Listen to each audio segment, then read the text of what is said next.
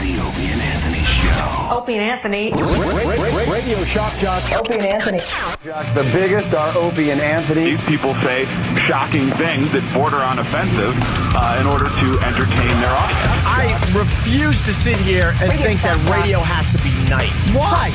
Why does radio, out of any other medium, have to be nice? We are being now held to a standard where we have to be nice and make people feel good. Go screw! Radio Bad Boys, Opie and Anthony. Controversial radio personalities, Opie and Anthony. Infamous DJs, Opie and Anthony. Talk show radio hosts, Opie and Anthony. Opie and Anthony. Opie and Anthony. Radio shock jocks, Opie and Anthony. Opie and Anthony. Shock jocks, Opie and Anthony. Shock jocks, Opie and Anthony. Opie and Anthony. Shock jocks, Opie and Anthony. Opie and Anthony. All right, we get it. We're retarded, broken down people. You want to shoot people, and I want to hook her, and you can't stop picking your dumb hand. He's fat and retarded. Steve's incompetent. Dan's a drunk. Dan hates his mother. And then the audience is just the drooling mongoloids that are chained to the wall. I can't believe the choice of humor. Do you think that's funny? Make a pie, broad. So we're like a little better than them. It makes us feel better about ourselves. Absolutely. We definitely make fun of people that can't fight back. Can't fight back. And they're going to listen. It's time for people to understand these are words. If you don't like them, turn the dial. But enough of this palaver. Let's get the show on the road.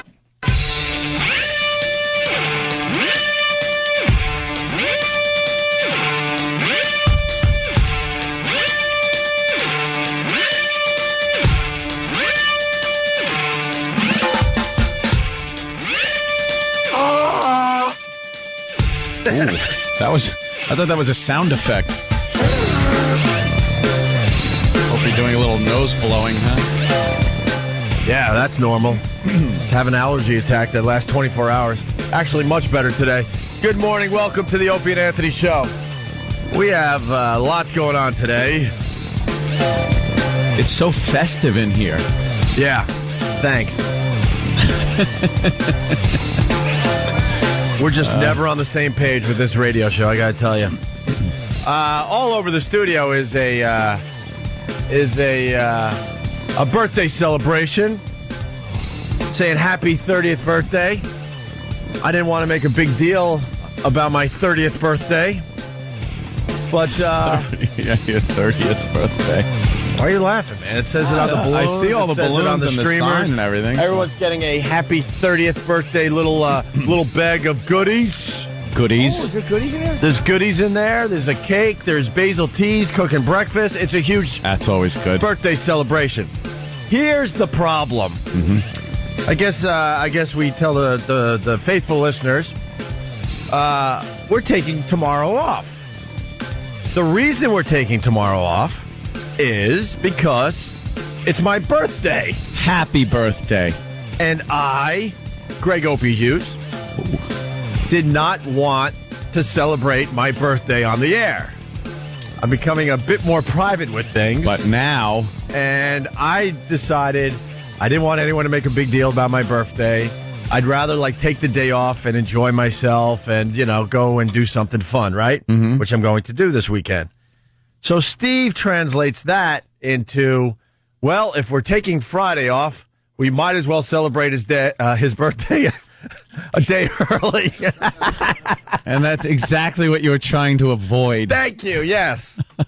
So more great, great planning. What's that? It's a rock. Why?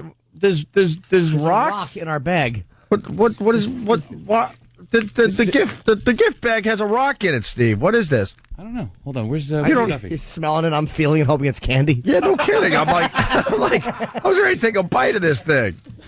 So that's the first observation for today. Yeah. That we're just not on the same page because I wanted to avoid this, and I'm not going to avoid it, which is fine.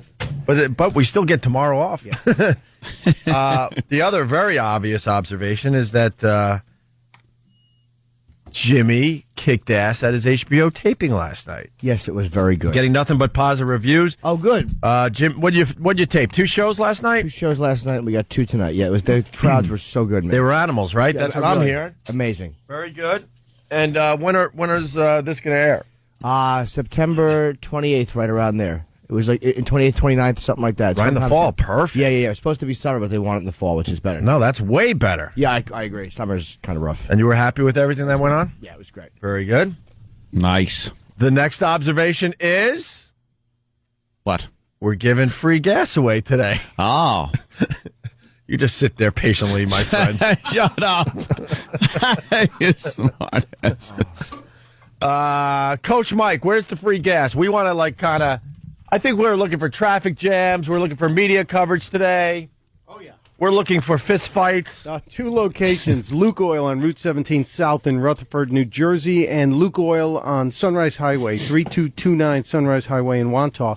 First 50 cars at each location get a fill-up up to $80 free on the house. Wait, they're controlling it by saying the first 50 cars? Yeah, but that's about all we're going to have to Let's get not to. say the first 50 cars anymore. Well, We want it to just be just ridiculous. Oh, it's going to be ridiculous. They're already lining up. They really are? Yeah. Oh, that's good. 7 a.m. we start pumping, but they're already lining up. All right, yeah, because we're heading toward the big holiday weekend, and we figured, a lot of radio stations, they're doing the free, not the free gas promotion. They're doing the hacky 92.3 cents per gallon Yeah. until supplies last. We decided, it's obvious. Just give away free gas for a couple hours, and that's it. Then no one else can do this dumb gas promotion.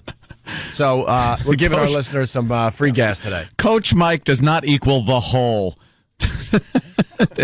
They're calling Coach Thanks Mike a the lot. whole. Thanks so much. Don't say that. And did you give away the other location? Yeah, it's Okay. Wantagh and Rutherford, New Jersey, both Luke Oil. Very good. And finally, Anthony has come home. Yes. Welcome back yeah. to the Opie and Anthony Show, my friend. Thank you. We saw you, I don't know. At this point, I don't know. It seems like days ago. Last time I saw you sober, maybe last week sometime. Hey. But the last time we saw you in person, I think was a couple days ago, right? Hey, I'm actually fine today. Yeah? Yeah. I don't know why we're not following you around with cameras at this point. Well, I would definitely say that would be entertaining. That's for sure. We got a book in us, obviously, but I think you have a book that you could write just based around what you've been doing the last 3 months. I think, 4 months. yeah, reality show. That's what I see. Yeah? Reality show. The Shock Jock and the Traffic Vixen coming to E. Maven, wasn't it? No, we went with Traffic Vixen because that's how they okay. printed it up yesterday in the paper. Oh. Traffic Vixen. Although they called her the Weather Vixen, but yeah. we adjusted Apparently that. that happens a lot. So Confused of traffic and weather for some reason. safe to say that your Tuesday night date ended. That was Tuesday? Ended what? This morning? I think we had like a 35-hour long date. It was a long date. But it went by so quickly. Yeah. Yeah. I was saying a lot of people, it's very hard to go out and hang out for even a couple of hours, but that was like a 35-hour date. Wow. That had all the features. I mean, who goes on a date and then ends up in like Ridge, which is out by Calverton on Long Island? Right. I mean, it said Orient Point, 30 miles. That's, boy. You're pretty close to the other end of Long Island. To watch cats get fixed. See, Who does that? Two alcoholics. see, that's why I know you're kind of downplaying this, but that's why I know there's some kind of chemistry there because you wouldn't go out to exit 68 for your own mother. You have to I go to exit 63. Well, you have to be forced to go out to exit 63. She though. lives. You have to be forced to go out there. Like for Christmas. All right, Mom, it's your birthday. I'll go out there. My mother's no Jill Nicolini either. I understand that, but there seems to be something a little different because...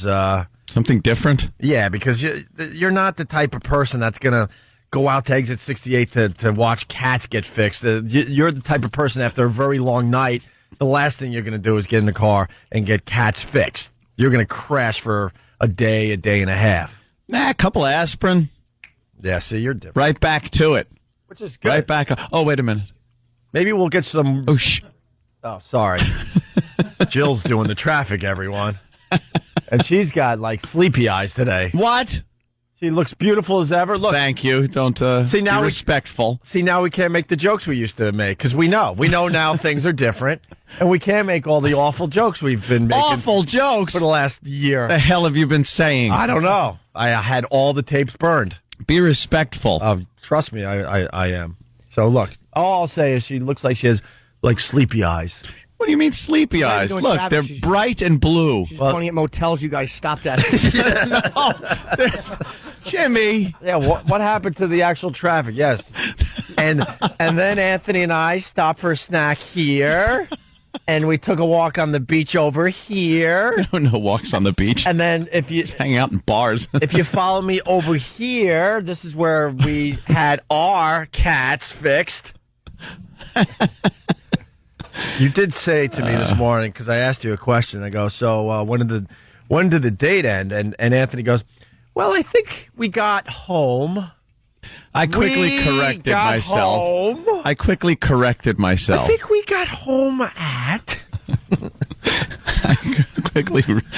And then Anthony walks in. Everyone was in a panic, by the way. And I'm just rolling my eyes like, why are you guys even panicking? It's Anthony.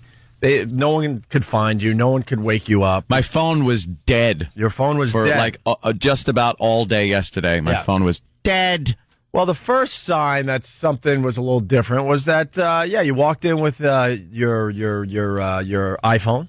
Yeah. With your iPhone charger. I'm like, all right, that's weird because you can't like breathe without your iPhone. I know. Everyone knows that. I need it constantly. And so then you're like trying to plug in your charger and get your iPhone all charged up. And I'm like, okay, something's going on. And then I noticed a hat on your head that isn't the regular 5'11" or 5'11" hat. Don't start making faces, Jimmy. Thank you, Jimmy. Don't start making faces. Thank you. And that stands for Jimmy. Listen, hold on. Hold on. Because let me set this up for the big holy S. No, I need to explain. Let me set this up for the big Don't holy make the S. face, Jimmy. Hold on. Everyone calm down. Let me get there. Oh, I'm done for. Let me get there. I'm done for. Anthony goes, oh, entrenched in the barrel. I go, Anthony, isn't that the same shirt and jeans you wore on your date? Because it looks way too nice to be doing morning radio. It's like, no, but it's not. This was the outfit I picked out to go get the cats neutered. This was yesterday's get up. All the way out there on exit 68. And he goes, and then this is what he killed himself because I wouldn't have noticed. I'm telling you right now, and I know you wouldn't have noticed, Jimmy. He goes, and I had to borrow a hat this morning. And I quickly looked at his hat, and Anthony is wearing a hat with the letter J on it. Okay, now Jimmy is disgusted. No. I don't want to jump to conclusions. Are you wearing that hat? These things. Did you take a trip to Israel? No, there wasn't a trip to Israel. Oh my God! Okay, here's the deal. Here's the deal. Yes, you're wearing Jill Nicolini's hat. The J stands for Jill. It can't stand for anything else. Look, I don't know what it stands for. All I know is, as you know, I got here a little late this morning, so I woke up a little late. I didn't have my iPhone, like I had said. It wasn't charged, and I couldn't set the alarm on it. And the other alarm wasn't really loud enough. So I woke up late. I wasn't able to jump in the shower real quick, and I had Medusa head. Like snakes coming off my head, just a wreck. So yeah, but what did she left her Jill hat at your house? I'm a little confused. I'm a little look. I'm just a little leaving everything open here to speculation. I'm a little confused. Like so, all I had. What? You woke up late. So I woke up late, and she just happened to have one of her hats that she left behind at your fine. No, it was mansion. It was a choice between the J hat. Or a pink Mets hat, or a visor. Believe me, I went through a lot of hats, and this was I figured this was the safest one. I hope you wear Ted Kennedy's. Yeah, with a big P on the front for pudding. Wow. Oh. You know, Jimmy, don't even shake your head. Anthony embraced this. What? This is your last chance at survival. Survival? Yes. Yes. There's something going on here. Just embrace it. Yeah. Start showing some real emotion for once in your lousy life, and embrace this. This is a gift. This is a gift. Jim, we should be happy today. This could turn the whole thing around. Could it? Yes. It could stop the gambling. Are you kidding? Oh, yeah, obviously they're very supercar. healthy together. They go on a drinking binge that lasts 35 hours. You're right. Surprised. How was church? What are you talking about? That's what the J is. It was Christ's hat. Are they You just put it on?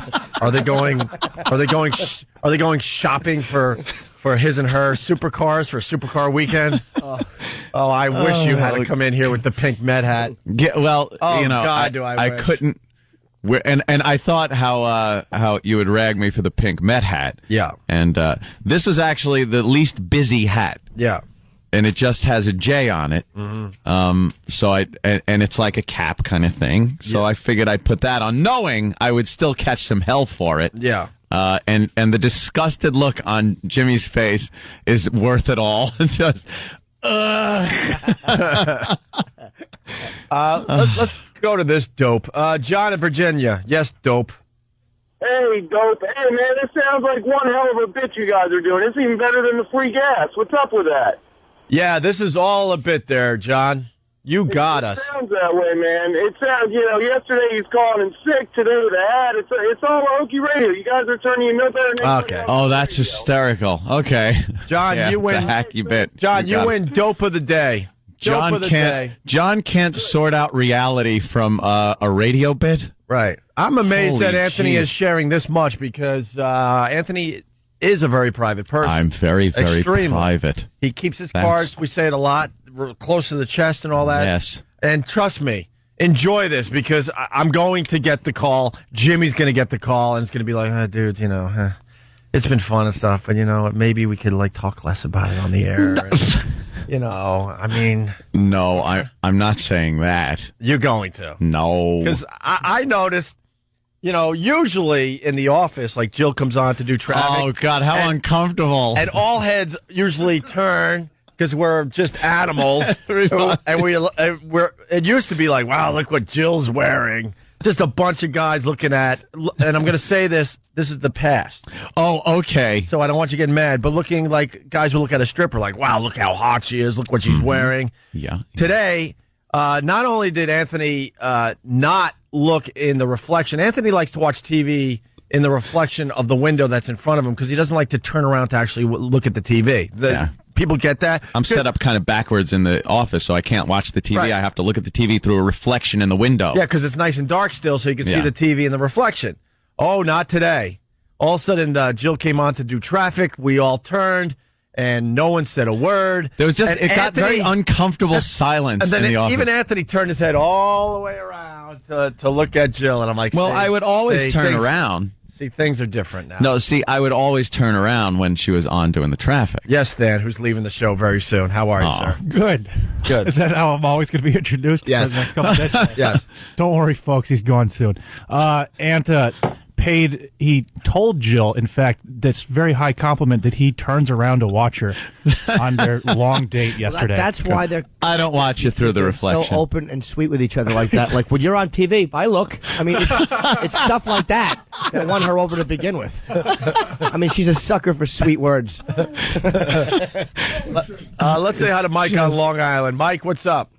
Hey, what's going on? Hey.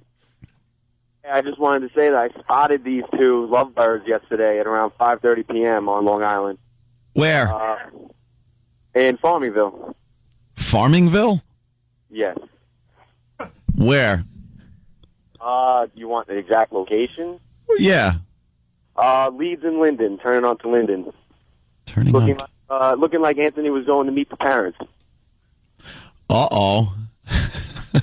We might have made a stopover at the Nicolini house. Oh, my God. Are you crazy? Look at Mike as a rat. You went and met her parents? Well, we had to stop over there to drop something off. What's that? The engagement ring? You don't meet parents? Believe me, I don't think I did. No. It's an insane asylum over there. He doesn't need to meet them. He normally went to high school with them.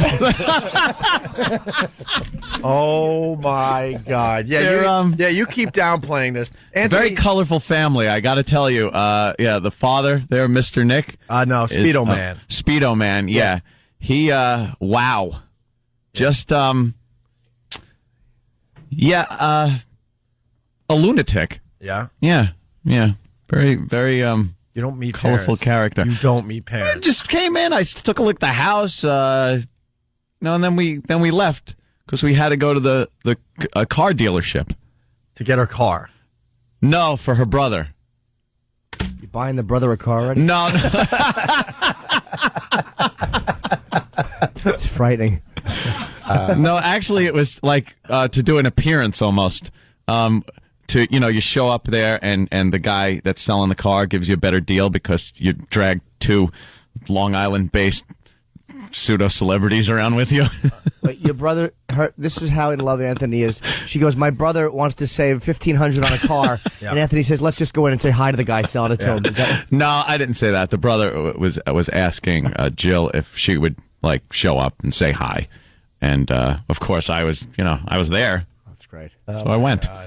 Oh, my. So I went. So, yeah, I was, as Mike pointed out, as Mike ratted me out. Oh, my God. If you only, I think people know Anthony as well as we do. What? Because we barely know the guy. Huh? I know this much. He doesn't do this type of thing usually. No. But we were having fun. Why would I go anywhere else? We were laughing. We were having fun. Meeting parents, doing chores. It wasn't chores or meeting parents. I didn't go over there to meet parents. After staying up all night. night, you're actually going all the way out east to get cats fixed. That's not you. Yeah, it was like a whirlwind kind of couple of days. You're leaving something out. Where's the fun part? Yeah, all I heard was meet parents and got cat neutered. I haven't heard about anything that would be considered a lot of fun. Well, that part I'm trying to piece together myself. Great. It's sort of in a blackout, I think. Car dealership, cat neutering. I mean, it was really a complete evening. Bob the trucker, what's up? Hey, I want to know how you feel about you not being able to see Ian's house for a whole year, but Joe got to see it on the first date. Longer. Well, Bob, hold on. I'm not stupid. If I had I would have saw it sooner. I'm jealous she saw his hog. That's all I care about. Hey. How could she not? It must have fallen out. You were running about on the LI-8. Oh, this is a very good question. Randy in Missouri. Randy, what's up? I was just wondering if Anthony was agreeing with a song about older women making better lovers. What? Young ones. First of all, sir, you're going out with going out with an older woman. Older woman. Anthony's going out with an older woman. That's right. Secondly, I'm not going to comment on anything like that. She is an older woman. Crazy. Compared to what you've been doing the last 3 months. Absolutely not an older woman. Oh, boy. I am so in the barrel. Yeah. This is a hard one to escape from. Well, the phones are just... Danny goes, I'm looking at Danny, goes, don't look at me. If the price, no, I guess we shouldn't. If the price for going out with Jill Nicolini for 35 hours is being in the barrel, you could drill a hole in the front and in the back, and I'd hop in the barrel. It's a good reason to be in there. Did you bring the gift? The gift? You promised us a pair of panties. No, I ran out of the house too quickly this morning and was I was concentrating too much on not wearing the pink Mets hat. So I forgot to bring a pair of panties. I'm sure you and Jill discuss schedules. What time does she have to? Because she's on relatively early too. Yeah, she has to get up stupid early. Earlier than you? Yeah, like 3:30, 3:15, around there. Because it's TV. It's got to look good. Yeah, we could just come in here like this with a J hat on. Look at your face is disgusted. I wish I could just translate that face into words. It's Jimmy looked at the hat and just goes like, ugh. Wow. Tried to pass it off saying the J was for Jimmy. Yeah.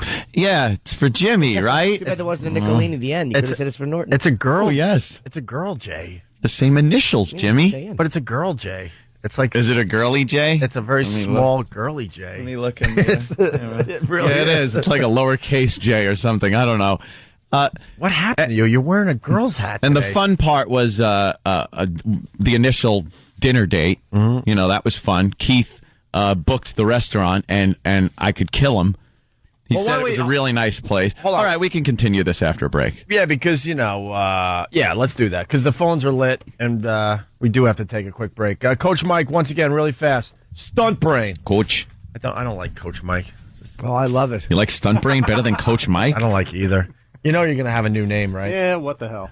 So we're giving away free gas for the big holiday weekend today. That's right. We're not out there doing it. It's just kind of a throwaway. It's like, hey, thanks for listening. Get some free gas on us. Yes, starting at 7 a.m., Luke Oil, Route 17 South, Rutherford, New Jersey, and Luke Oil on Sunrise Highway, 3229 Sunrise Highway in Wantagh. First 50 cars get an $80 fill-up if that's how much room you got in your tank. All right, I would just spill the rest on the ground if I were you.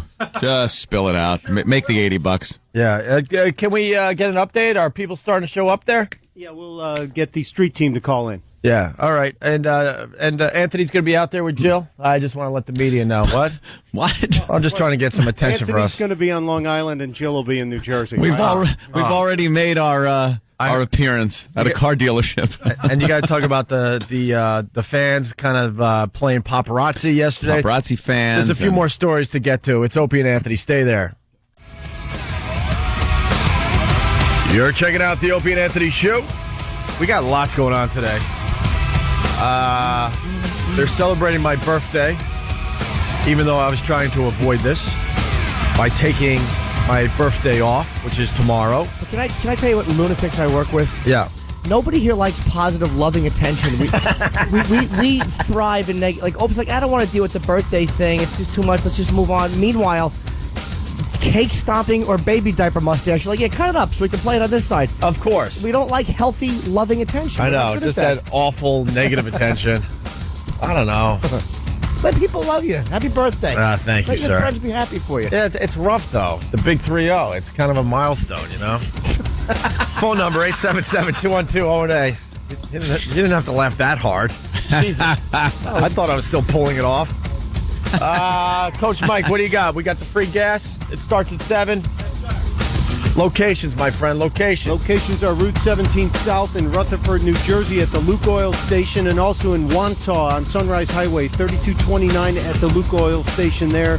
We've got 80-gallon fill-ups, first 50 cars in line starting at 7 a.m. There's already a crowd there. Sasha just called from Jersey.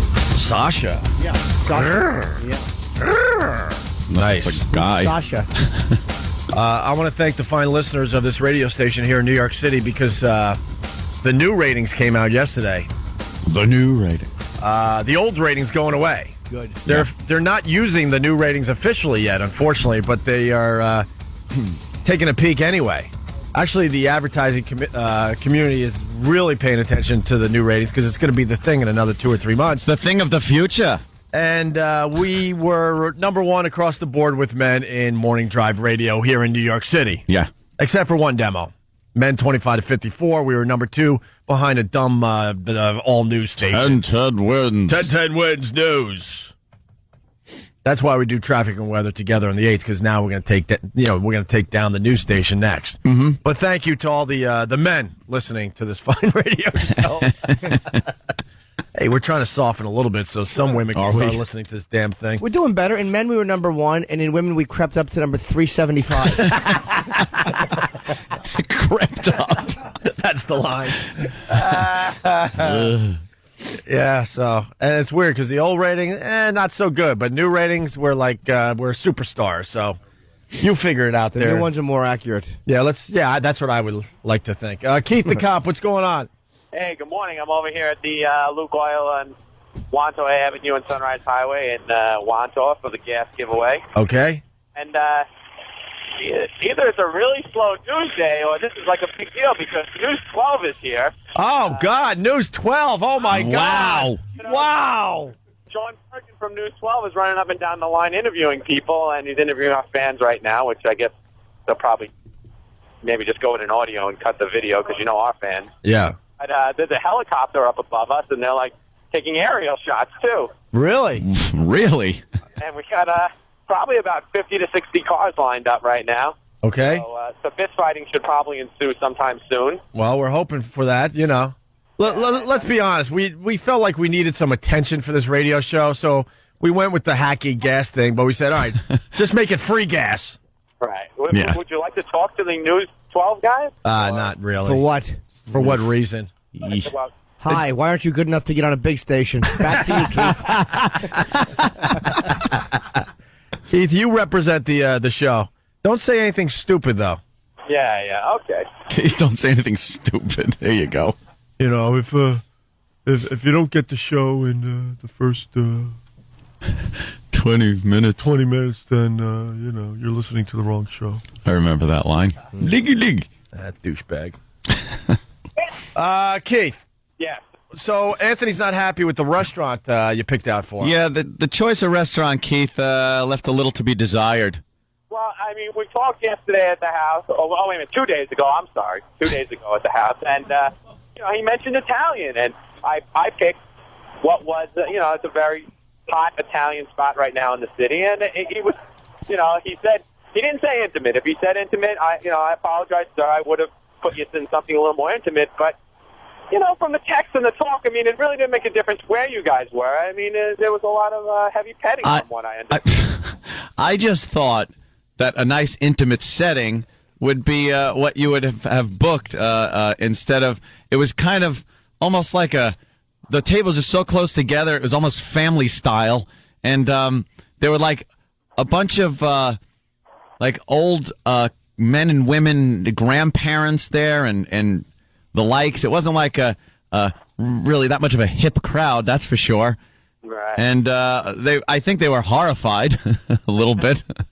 Well, you tell me what's going on, I can understand why. Well, it was the wine was good. I'll give you that. Right. But then we ordered our food, and it sat there. We just kept drinking and didn't even eat. I think I had a piece of lettuce. And you had more than that. And cheese. But you're right, Ope. This will stop. A lot of wine. This will stop the gambling. Yeah. The healthy lifestyle is on the way. They couldn't get through dinner one because the alcohol took over. No, because they put the wine down in the middle of the steak on top of it. Because the love took over. That's how I like to look at it. The love was just so intense. Who needs to eat? Yeah, his and her beer hats. When is she joining the NRA, by the way? You got the application yet? Oh, all right. Silly. Hey, Keith, call us back. And so, really, the News 12 is there? That's pretty exciting. Yeah, wow. Yeah, Excited. They're doing the goofy thing. They're running up and down the line, interviewing everybody. And, and they'll say, it was a radio promotion. Yeah. They won't mention anything. And is there what? Go ahead, sorry. They have mentioned Opie and Anthony on the, as he was running up and down the line. They mentioned the radio station. They mentioned Opie and Anthony. Yeah, well. So, All right. That'll be cut out in the tape. And there's a helicopter above? Yeah, the helicopter's above. It's circling right now. He's still up there. Mm-hmm. And, I mean, this guy from News 12, his claim to fame is his sister dated Billy Joel or something. I don't know. He's like, well, they can use that. I'm like, no. You can use that. Wow. Tell your sister replanted the tree he knocked over with his vehicle. Is his last name Burgeon? Yes. Yeah. See, look at me. I know my Long Island factoids. Thank you, everybody. All right, Keith. We'll talk soon. All right, sounds good. All right, let's say hi to Tony in Brooklyn. Tony. Hey, Anthony, say goodbye to GTA and the pistol range. You will be the first one at the office in the morning and the last one to leave as you're driving her to and from Channel 11 every day. How do I all of a sudden end up a chauffeur? Well, because you say, honey, you know what? Why do we have to take two cars? We'll just take one car. And now all of a sudden you're going to be driving her back and forth. Oh, I'm so tired, Anthony. I gotta tell you though, she seems like a really cool chick. Where she'd be right there with the video games and the guns. Yeah. So, thank you, Tony. Let's go to Coke Logic. Coke Logic. Hey, what's going on, boys? Hey. Hey, first and foremost, happy birthday, Jimmy. Thank you very much, Jimmy. sir. I appreciate all the balloons. Jimmy can't get birthday credit when it's not his birthday and it's someone else's. I know. Who would want it? Against the rules. Yes. What's up, Coke Logic? So what's on my mind is I just need to know, Ant, all due respect. Yeah. Big boy hit bottom. All right. You know something? Enough of you, Coke Logic. Oh, look, see? See, the old Anthony would have appreciated that nice little line. No, why wouldn't? You're a big fan of Coke Logic. Jeff, Jersey, what's Anthony up? doesn't talk like that, Coke Logic. Just think limo in a car garage. Jeff, what's going on? Hey, good morning, guys. Good morning. I just want to know, since Anthony and Jill making appearances in car dealerships in Long Island, if he's going to take Jill out to eat at F.H. Riley's. Oh, my God, please tell. Please just say that sometime during the long holiday weekend that you'll make an appearance at F.H. Riley's, my fine restaurant that my brother actually, does everything for. I think 400 New York Avenue in the heart of Huntington Village. Will you be there over the long holiday weekend? Yeah, I think me and Jill could show up down at F.H. Riley's. Why not? Don't say the day, because that's even better. Thank you. Don't say the day. Thank you. Oh, no. Oh, thank you. Thank you, Lou. Oh, we're going to have those French doors thanks to you and your new girlfriend. What? Let's say hi to 33 Across. Hey, guys. Hey, Ant, I heard that when you were at the Nicolini's the other day, there was a automatic garage door opener ready for you to install. Well, you are lingering longer, aren't you? Well, yeah. Rob in Detroit, how are you? Good, how are you? Good. Happy birthday, Opie. Oh, thank you. Thank you. I thought it was kind of funny when Keith was on the phone and you guys asked if they would interview the fans, how he kind of said, well, you know how our fans are. I was unaware he was on the show. Yeah. Oh, boy. I noticed that, too, but I like Keith. Keith needs to get his grubby little hands into everything. He's now living with Anthony. He pretty much wanted to go on a double date with Anthony. Now he's hanging with our fans. Then again, he is kind of controlling things over there, talking to News 12. Yeah. I'll give Keith credit for that. All right, good point. What else is News 12 covering? Did Mrs. Hopkins' cat run up a tree? Long line at the pump, back to you. Oh, awful station. Stupid News 12. All right, thank you, Robin. Yeah. I think that, the phones are just, ridiculous. But we put something together for you, Anthony. Oh, I'm sure it's great, respectful. Of course. It doesn't take any jabs at me. Tim down the hall for you. Are you smitten over the new girl in your life? Do you want to make her a special mixtape to show her just how you feel, but don't have the time or the resources? Then listen up. O&A Records is proud to present Anthony's Mixtape for Jill.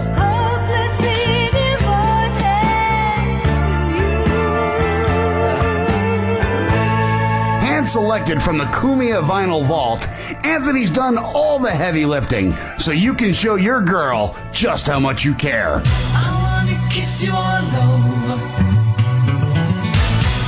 and over again. Sure, the songs may be old, but so is Anthony.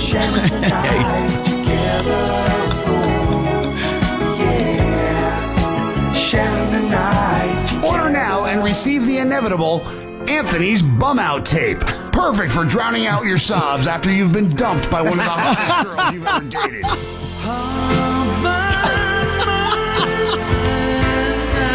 To get both mixtapes, send $6.18 and a blank cassette to O&A Records.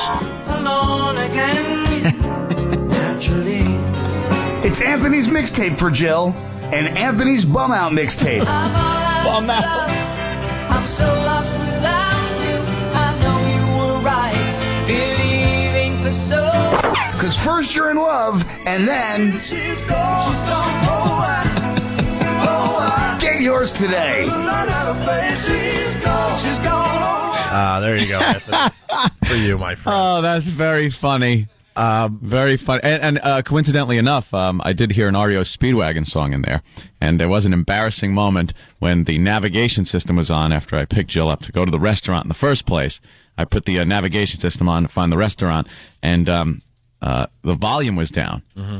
And she goes, "Oh, we can't hear the nav." So she turned the volume up, and I must have had an awful station on, like Top Tracks or one of those XM channels, and it was REO Speedwagon. I think it was that song that was just playing. Which one? Isn't All Out of Love one of theirs? No, that's Air Supply. or something. No, it was a real bad REO song. What was it? Riding the Storm Out? No, that would have been rockin' compared to the one that came on. Riding the Storm Out isn't that bad. It was That's kind of a guilty pleasure. It was I written. No, gotta say. it was one of the slow, sappy ones. Keep on Loving You. Yeah, it was like one of those. Give me a little Keep on Loving You. That's a good song. All I thought though, yeah, but like she turns the volume up on my radio, and that's the song that's on it. And all I could think of is stupid Colin with what he was saying about what's going to be playing on the radio. Yeah. And there it was, and I was, a little embarrassed by that. You know, at first. Channel 11 is also taking advantage of this this new romance, this Antolini thing. Antolini, is that the official name now? I guess they do a blog on how did they get there? WB11.com? Something. What? CW11. CW. It's not linked to porn, is it? CW11.com. Not able to give out the web address. They do a news blog, and yesterday they wrote this. Jill's called out. It says Jill's called out sick. Anthony's called out sick. What is that? Jill has and Anthony has. Oh, Jill's called out But that's sick. not how you write that. Yeah, Jill's called out sick. Jill's called out sick. All right, Anthony. Almost a contraction of all right. Has. Okay, you got it. Called out sick. And then, dot.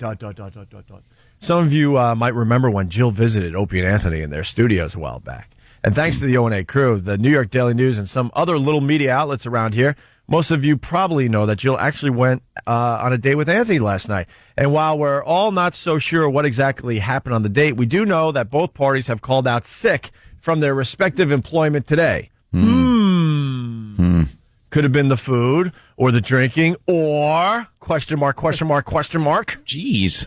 Anyway, I can almost assure all of you that when we know, you will know. So check back here soon and often. They have to wake up sometime today. That's WB11 is wow. CW11.com. At least they have fun. You got to like that station. You imagine if you were banging Paula Zahn over at CNN, how awful that would be. I don't mean it like that, but you know what I'm saying. Yeah, well, Jimmy, have some respect. I don't mean that, but of course. How awful they would be. They wouldn't be having fun. No, I don't think so. You think Wolf would be doing the gas promotion? Wolf. Wait, what did you say? Cooper. Oh, okay, yeah. That's a joke that would get me sued. Yeah, well, what are you going to do? Keep on loving you. Nice. You got a little of that? Keep on loving This might have come on or similar Drek. And mouth the words and kind of look over at it a little bit. We did sing in the truck. What? We were singing in the Escalade. What were you when singing? Songs would come on? What? I don't know, just like guilty pleasure songs. All right, Jimmy, I'm going to only look at you. What? Yeah, I prefer to do the show that way, too. Just turn around. It's not, why don't you tell everybody something you do? Why don't you tell everybody what song you sang to? I'm trying to remember some of them. Some of them are just like, Give me one. Old classic, like an old Eddie Money song. Long Island's own. Eddie Money. Yeah, well, you're the Long Island, power couple. We're Long Island royalty. Maybe even a Billy Joel song, who's also from Long Island. Yeah, wonderful. What Billy Joel Oddly song? enough. Did you do some Zebra? Tell me what you want. No, there wasn't any Zebra. Tell me what you want. Bill from Waterford's going, Jesus, Colin Quinn was right. Of course he was. Of course. Well, this is a good one. Yeah, I think this was it. The king and queen of Long Island. Yeah. Yeah, I think this is Long Island's trash couple. Yes. Come on now. You people are mean. Let's go to Vanessa the trucker. Vanessa, how are you? How are ya? I'm doing okay. That was my Bill Hicks impression. Thank you. Vanessa, what's up? Just driving. I gotta tell you guys, by the way, happy birthday, Opie. Thank you. Second of all, leave Andy alone. Andy. Yeah. That really makes me accept what you're saying. Hold on, sweetheart. Andy didn't hear you. What'd you say? Yeah, Andy, shut up over there. Vanessa's trying to talk to you. Go ahead, Ness. Tell End. Yeah. Guys, leave him alone. He had a wonderful time. Yeah, thanks. And I don't blame, with all the time that Anthony takes off on this show, I don't blame Vanessa for not knowing all the players. Oh, Jesus. Thank you, I Vanessa. listen to you guys almost every morning. Yeah. And by the way, you guys are number one in my book. Yeah. Thank you. Thank you. In my book. That's right. What's her book called? I have no idea who the people's names are listed hereafter. Jill, Texas. Do we get to hear from the better half of the Anthony power couple today? Well, she's busy. Get her on the phone after the break. Thank you. Jill, Texas. What's up? What's up? Happy birthday, Opie. Oh, thank you. Hey, just want to know if Anthony was packing his guns last night on his date. No, I wasn't carrying. No. Oh, a real gentleman. Why? The one time you should carry, you're out with a 10. If somebody grabs or hits on it, you can blast him. Believe me, I would have loved to, but New York City limits. I'm not allowed. Oh, in the city? Not yet. Oh, you guys came into I'm Manhattan? working on it. Yeah. Oh, I don't know. I'm thinking Long Island. No, city limits is anywhere from Queens. You know, I can't even cross over into Queens. Yeah. Okay. Damn it. Hey, let's say hi to Believe Sonny. me, I'd have loved to have been packing like that. Sonny Farrelly. Hey, Opie, I just wanted to know when you're gonna move in with Jill's mother. Linger longer. Linger longer. Well, I'm a big boy now. I don't have to live with any more mother-in-laws. I'm on my own now. Let's say hi to Chris in Boston. Chris. Good morning, boys. Good morning. After this long weekend of love and lust, I think Keith's going to have a new nickname. Yeah. Instead of Keith the Cop, it's going to be Keith the Who. Yeah. I'm thinking of this call, and we should have called it Caller the Y. Coincidentally enough, also, the veterinarian out there. Let me guess. Another story about Jill. Well, when we were out there, Dr. Greco was his name. He's the vet that neutered and spayed the two cats. Yeah. And I got to watch the procedure. Yeah. And beforehand, I found out that the good doctor, his wife had called our show a while back to play Gay or Not Gay. Really? Yeah. And it turns out that he and his friend, who's also a guy, were collecting orchids together. And we dubbed it Gay. Oh, well, we dubbed the doctor Gay. And then... Although orchids look like, well, they're very feminine. Flower picking with a male friend. Good point. So we had dubbed it Gay. Yeah. And then as I was watching the procedure, I'm watching the female cat being spayed first. They cut open the abdomen, they shave it and stuff, and then the guy's probing and he's pulling out the uterus and stuff. And I started going, oh boy, I'm going to throw up and pass out. Yeah. I completely, I got a cold sweat. I felt like I was going to puke, and I had to leave the room. I have to tap out. I got to tap out, and I had to walk outside and drink water and cool off. And then he dubbed me gay because I couldn't sit through the procedure when Jill was able to just sit and watch the entire thing without a problem. You're already there for her when she needs you. What do you mean? It was a tough time for her, maybe a bit stressful, and you were there. You were there Right. for her. You're already there for her for those important things. Granted, you folded like a cheap tent under pressure. But I can't take that kind of gruesome, that kind of stuff doesn't, Mister, I'll shoot someone that walks in the house. Oh, God, they're shaving the kitty. I'll be outside. Oh, good God. Oh, good grief. Is he okay? Shaving the kitty. You ass. And in between, you're putting water on his face, and he's like bent over. Just tell me the cat's gonna be okay. And then the male cat already has a vested interest in her cats. They've known each other for 36 hours. Well, the male cat then had to be neutered. Yeah. Which I didn't want to watch at all. Did you make his and her necklaces out of the testicles? I really didn't want to watch that at all, but I did watch them pop one out. Yeah. And it's just I want to know how a fun thing to watch. I want to know how whipped she is. It's obvious you're in deep, but what do you mean in deep? Yeah. Keith's on News 12 right now. If you're on Pal Talk, they're interviewing him live. That's great for the big guest. By the way, how whipped is Jill? Anthony's at her house, and she just left him there and goes, "Grab a hat on your way out." Yeah. I She's whipped too. She left you alone at her house because I'm not saying anything of where I was. you got her hat on. That's Where could you be? Unless she put her. I'm just saying. No, she doesn't have a 5'11" hat on. Yeah, you can hear her telling her coworkers, they're like, "What's that about?" No, I like the era. Hell, this is amazing. Basil Tease, thank you, sir. Thank you, Stephen. Always a pleasure to see you. Executive Chef Stephen Farley in studio. Hooper Avenue and Tom's River, Basil Tease. The food is amazing, and we appreciate you coming by for Anthony's coming back party. Bill from Waterford.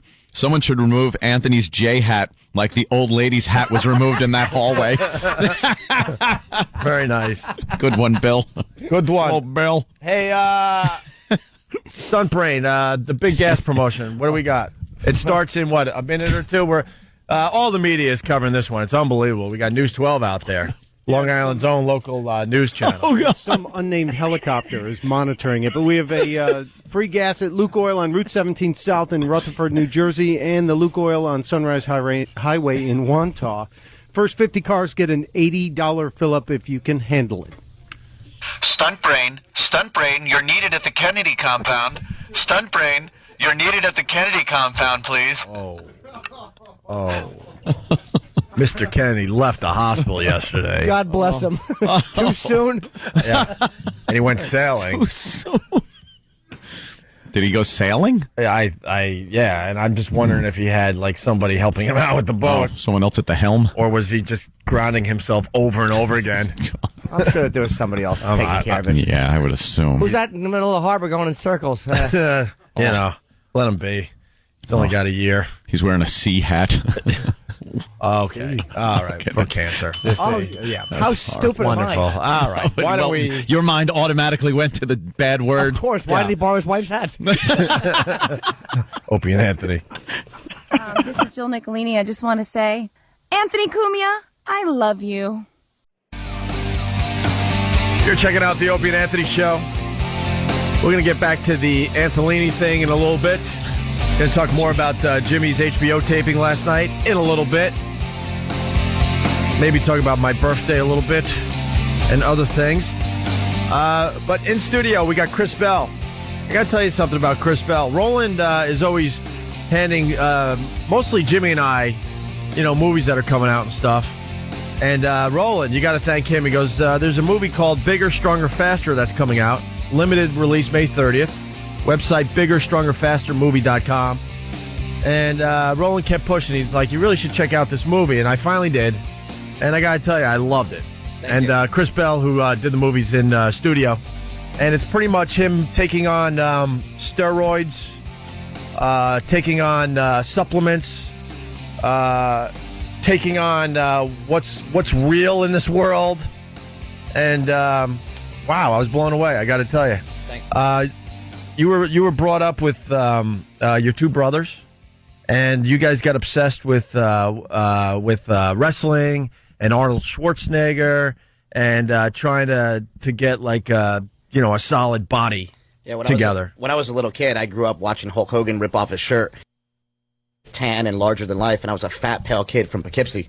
So for me, that was something I was always trying to obtain. I was trying to become bigger, stronger, faster, and then when kind of the curtain got pulled back on me when I was about 15, 16 years old, I realized every single one of my heroes, Stallone and Hulk Hogan, Arnold Schwarzenegger, and all these guys were using anabolic steroids. Right. And what's interesting about that, you had Hulk Hogan on TV talking about taking your vitamins, and you could pretty much look like me, and right? Well, it's a lot more than vitamins, we found out. Yeah, and he finally had to admit that he got that body from steroids. Absolutely. And, in the film, we kind of explore this attitude of America's win-at-all-cost culture through the steroid issue in America. Right. And they even mentioned you mentioned even Popeye. Like even Popeye had to eat his spinach to become, what he was in cartoon land. Yeah. So then you just decided to do a movie on steroids and really get to to the bottom of the issues, right? It's something that always affected me ever since I was young. I was always looking at these larger than life heroes or the super ripped guys in the magazine, and I didn't look like that, and I wanted to be like that. So I became a power lifter, and I started lifting weights and bench press 500 pounds before I ever even tried steroids. And then my brothers and I all went down that road where we all tried steroids. Right. I was the only one that actually stopped using them, and I basically stopped using them just after a couple of months. And my brothers continued to use them for years, and my younger brother just bench pressed 800 pounds. And so it's 800 pounds. Yeah, and they addressed that in the movie because I don't know what happens, but my younger brother, Yeah, I should say, sorry. his nickname is Smelly, and we call him Smelly in the movie. And when you pick on your younger brother and call him Smelly, he kind of grew up to be a monster. Yeah. I think in the face of his two brothers beating him up all the time. Yeah. How big a guy is he? He's about 6'1", about 300 pounds. Is he smelly, or is it just like an old nickname that's stuck? It's an old nickname that's stuck. And he benches 800 pounds? Yeah, and squats 1,050. So he broke every record in California. But it just goes to show you that in the sport of powerlifting, they don't test for steroids. And since there's no money in powerlifting, really, it's not a big deal. And you look at Major League Baseball and the Olympics and all these other things where there's billions of dollars at stake, and it becomes a big deal because suddenly it's cheating. But I kind of examine how in powerlifting, if people aren't making money off of it, nobody seems to care if anybody's cheating. It's kind of just... And they don't test for any of that stuff. Amazing. Not in powerlifting, not in pro bodybuilding. Because there's a point in the movie where Smelly is thinking about not doing steroids anymore, and it was his last match. And I don't want to give stuff away here. His last match before he might stop doing steroids. And you interviewed some of the other powerlifters, and you said something like, well, what do you think's going to happen to Smelly? And they basically said, so long to Smelly, because without the steroids, he's not going to be able to really compete in this sport. Yeah. Simple as that. And I think, quite honestly, I think that's what's happening in a lot of sports. We saw in baseball the numbers go down when, they crack down on steroids. And I think a lot of this is actually going to come out in the open, and I hope that the movie really opens that up and lets people start talking about this in a more intelligent way, because you have Congress pounding their fist on the table saying there's something simply un-American about this, when there's really nothing more American than doing whatever it takes to win. Right. And I just wanted to examine that and try to figure out where steroids kind of fit in our culture and try to just get people talking about it. But Chris, what about we had Canseco, and Jose Canseco has his whole take on steroids. Like if you do them right, they're healthy. Is he completely off, or is he right that if you do them correctly and how they're supposed to be used, they can be okay? Well, I have to stress that I'm not a doctor, but I interviewed all the experts basically in the film, and I looked at I examined if steroids are actually healthy, human growth hormone, if it could be healthy or useful for certain people.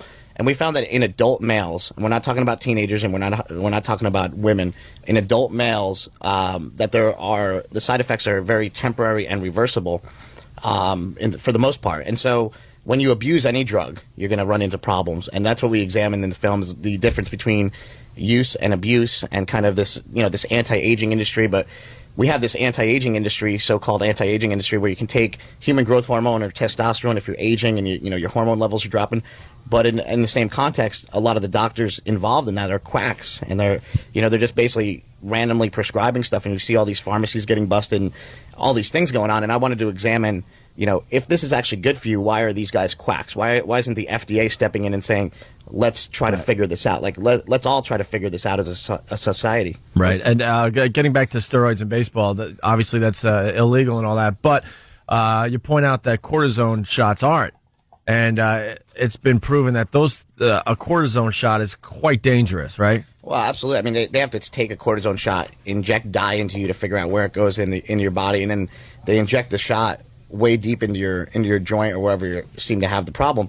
And what happens with cortisone is actually it's breaking down muscle. It's a catabolic steroid as opposed to an anabolic steroid, which builds muscle. So if an athlete gets hurt and they're on the injured reserve list, it might actually suit them a lot better to be on anabolic steroids for a little while to rehab rather than be on corticosteroids, which are breaking down the muscles and actually making them weaker. Right. So we have no problem with letting people break stuff down and get weaker, or take painkillers and Vicodin and all these other things. But, as we were talking about therapeutic uses of performance-enhancing drugs, there are therapeutic uses.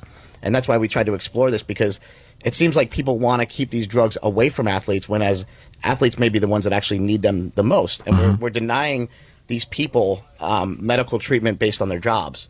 which in any other facet is absolutely ridiculous. Like, we wouldn't look at it like, hey, you're a radio host, you can't take that certain pill or something. You know, it's based on their job because it can increase performance. That part of the movie blew me away too, because he went through a bunch of professions and what they do to be better at what they do. And the Air Force, it's legal for those guys to be on what again? I don't. They take dextroamphetamine, which is an amphetamine basically, and it's not actually they are allowed to take amphetamines. They're actually required to carry amphetamines in the airplane. And there's been a couple of incidents where people got a little jumpy and pulled the trigger a little too quick and people died. Right. And so, we examine this, America's win-at-all-cost culture, like I said, and, we have an Air Force and people are up flying in their planes and they're taking amphetamines. Is that safe? Is it safe for, But they're taking it to make their jobs better. And that's to perform better. And that's the key to the, that. And supposedly we're the only Air Force that has that in the world or something? We're the only Air Force that allows their pilots to be on amphetamines. The results are good, though. You got to be honest. The Air Force, we tend to have air superiority. But they're all doing crank like truckers. Oh, yeah. I have no problem with that, but that's the point he's making in this movie, that there's a lot of, professions out there that are doing whatever it takes to be better at their jobs. Like, even you went as low as, like, not low, but you explored musicians and what they're taking to perform better in an orchestra. Yeah, orchestra musicians or symphony musicians, they're using beta blockers because it basically blocks the flow of adrenaline to the heart. And a lot of these guys are, they're nervous and they get up there and they're kind of nerdy and they're afraid to be in front of an audience. And so they take this beta blocker so it just relieves all that stage fright and all that tension that they have, and it allows them to actually perform. And I said to them, well, look, what if a kid in a marching band decides that because you're taking these drugs that he wants to take them, sort of like Barry Bonds, and the guy actually laughs at me. Nobody's going to do that. And I'm like, well, how do you know? Because these are the same people that are preaching like steroids are bad, don't do steroids, because they teach kids to do steroids. And, everybody else is on a drug. And my younger brother, Smelly, in the movie says, everybody's on a drug. Why am I the bad guy? Right. And I said, because you're on steroids. And that's, the steroids have this stigma in America that they are so bad and they're so wrong. And I just wanted to kind of explore that and not to condone it or anything, just kind of say, why has this happened? Why, because Lyle Alzado blamed it on steroids? Is that the reason? And they can't really prove that steroids is bad, right, for the most part? Well, the problem is that there's not enough studies, and they need to do more research. Right. So, if you want to really explore whether steroids are good or bad, you just need to put more research in. What exactly causes roid rage? Because you hear that term all the time. Guys who do roids want to, putting their fist through a wall. What is it? What causes roid rage really is the media, because it's actually a non-medical term. It's a term that was made up by the media to kind of demonize steroids. Mm-hmm. We've always said in context of steroids can increase aggression. They're a hormone, so hormones affect moods. So if you're already, an angry guy, you're going to be a more angry guy, or a super jerk rather than being just a jerk. Let me jump in, because like Reefer Madness, roid rage. He showed a scene from an after-school type special movie. Was that Ben Affleck? Yeah, it was Ben Affleck on roids, having roid rage, just completely losing his effing mind, destroying his house. It was hilarious. What made him so angry? Did he see his latest script? It was hilarious. And he beat up his girlfriend. It was just so over the top ridiculous. Like, this is what happens, just like Reefer Madness did back in the day. This is what will happen if you're on steroids. And the media loves to use the word steroids.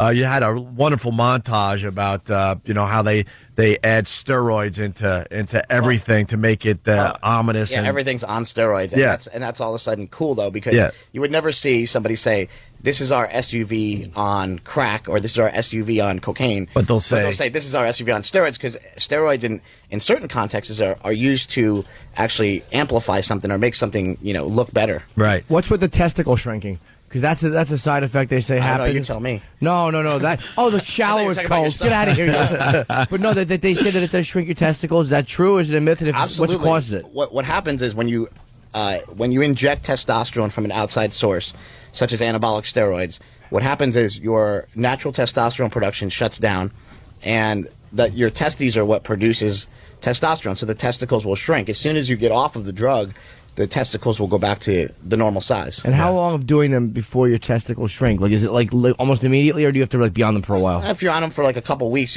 but it's not like they're going to shrink down to nothing and then come back. They definitely will shrink a little bit and then, you know, come back a little bit. And there's actually a guy who has done studies in measuring them, which I don't want to get involved in. Yeah, no kidding. Where can you find him? At suckyjobs.com? The world's most dangerous jobs. I laughed out loud because they were showing some female bodybuilders and they're happy that they still look feminine. I'm like, have you seen yourself in the mirror? What are you talking about? I think that's a lot of like this body dysmorphia, Right. which we talk about, which goes both ways. You see a guy looking in the mirror and he sees a giant, you know, and he's a little skinny 110-pound guy. Mhm. And then you see vice versa. I get a lot of guys at the gym coming up to me and they're huge and they're just going like, hey bro, how do I get as big as you? And I'm like, you're 3 times the size of me. What are you talking about? And they just don't see themselves as big enough. And so you see that in both ways. And in the women, it's really funny because these women get out of control on steroids. And steroids are terrible for women because they're male hormones. And so for women to take male hormones, there's a lot of problems that occur. You know? Right. I would gather. I've seen the porn videos. They have certain features that get a little larger. Yeah. I don't mind that, though. That's kind of a thing for me. But That explains China and what was going on Yep. down there. See, I'm thinking. and that's the thing. I'm thinking because you say that part of the body gets bigger if you're on roids. Absolutely, and what happens is, you know, when you're taking steroids as a woman, that's irreversible. Oh, Whereas, really? like, you know, your balls shrink; they'll come back to normal. If it enlarges your clitoris, it's not going to shrink back down, you know, to normal after you get off the steroids.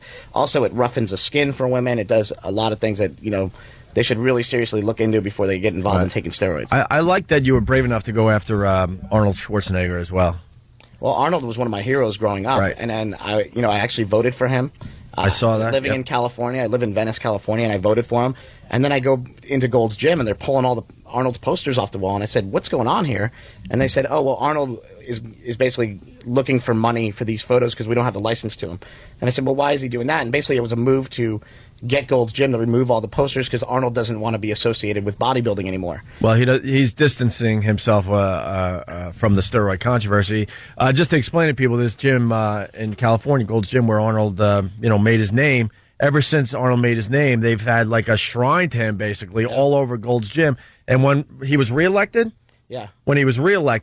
he told everybody to take all his crap out of Gold's Gym. It was actually a big deal in the bodybuilding community. Yeah, that he did this. It's kind of very emotional for us meatheads that go to Right. Gold's Gym and looking up at the wall, and Arnold's no longer there. And he was always, I think, an inspiration to all of us, and he's always been a hero to me. Yeah. And while he's trying to distance himself from bodybuilding, he's also at the same time saying we need to crack down on steroids, and at the same time sponsoring a bodybuilding competition in which every single competitor is on steroids and his name's on that competition. Right, and you wanted to get Arnold for your movie. He didn't return the calls, and he finally has a chance to confront Arnold on steroids. And I got to laugh at you. You kind of blew it. Yeah, well, yeah. What happens is listen to this story, man. What happens is we called Arnold several times, and we got into his we got to his office, we got into it. And finally, I go down to Muscle Beach because he's going to present this award to Joe Weider, who founded the Muscle and Fitness magazines and everything. And I get down to Muscle Beach, and finally Arnold's there, and he's right in front of me, and he grabs my arm, and I'm shaking hands with him, kind of like the old Predator, where he's like, "You son of a bitch." And, Dylan! Dylan! Yeah. And so we totally kind of reenact that scene, and I'm standing there holding him, and I'm about to ask him a question, and he like kind of turns around and walks away. And in that same very moment, a guy starts snapping pictures, and he goes, "What's your name?" And I said, What did I do wrong? I'm Chris Bell. What's the matter? And he goes, "I'm from the LA Times. You're going to be on the cover of the LA Times with the governor tomorrow." So while I couldn't confront Arnold or ask him the questions I wanted to ask him, I somehow weirdly ended up on the cover of the LA Times with him. Showing off your bicep with Arnold Schwarzenegger. The one thing that he did say to me was, "Look at those arms. Look at those arms." Yeah. I was flexing with him. Two other things. We should bring Steve in here because he's on all those supplements. But before that, get Steve. But before that, you showed this cow in this movie, and I think if you go to this is a bad segue from Steve, by the way. I know. Oh God! if you go to biggersstrongerfastermovie.com, the trailer shows the cow. This thing is a freak of nature. It's basically a cow with double the muscle mass that they're engineering. It has a double muscling gene, and so what we talk about in the movies, this is a Belgian Blue Bull. And a Belgian Blue Bull weighs about 2,900 pounds. It's all muscle, and it's all natural. It's on no steroids whatsoever. It's genetically enhanced. It basically has a certain gene, and they're identifying that gene in human beings. It's called myostatin.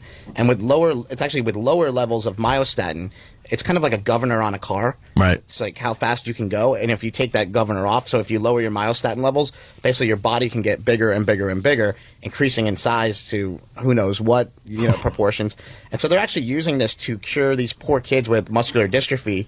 And at the same time, the same scientist that's trying to cure kids with muscular dystrophy, he's getting phone calls from crazy football coaches around the country wanting to guinea pig their football teams on this stuff. And the guy's like, no way, man, I can't do that. Like, ethically, that would be totally, I'd go to jail forever. Sure. And so it's just interesting that we live in this culture where we start developing these drugs for these good causes. And it's kind of always like, it's almost like we're getting into this superhero realm of like, if it falls into the wrong hands, who knows what'll happen because we don't have studies on any of this stuff. Right, and it just looks like a cow, like it looks like a bodybuilder. Yeah, you got a bodybuilder cow. You got to see this thing. It's ripped. The cow is ripped. Yeah, the worst thing is it doesn't even work out. It just stands in a field and eats Right. grass. You gotta. I train every day and it looks way better than I do. I know this is radio, but when it pops up on our screen, where we're looking at the trailer right now, Jimmy's going to have quite a reaction because this thing is ridiculous looking. Do you know where it is, or it's coming up? Okay. Yeah, and we'll put the trailer up on onaradio.com. Actually, it's already up there. See, we update onaradio.com as we go now, thanks to Stunt Brain. There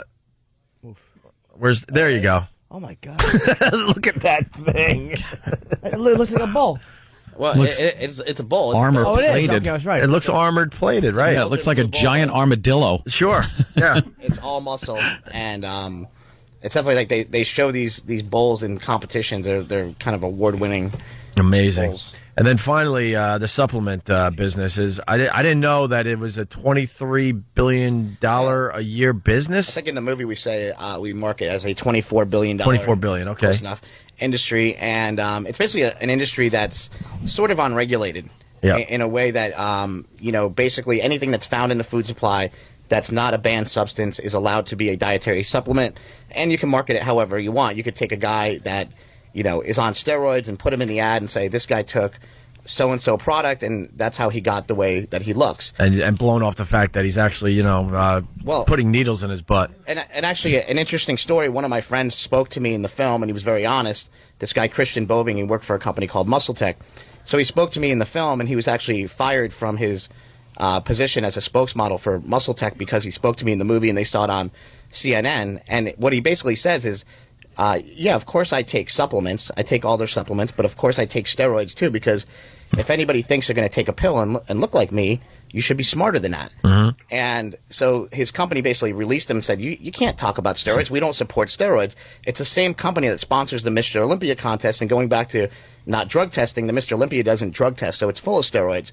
So you have the Mr. Olympia contest full of steroids, sponsored by Muscle Tech, yet they're going to fire their spokesman because he actually was honest about something. Wow. And the supplement business, it all takes place in Utah.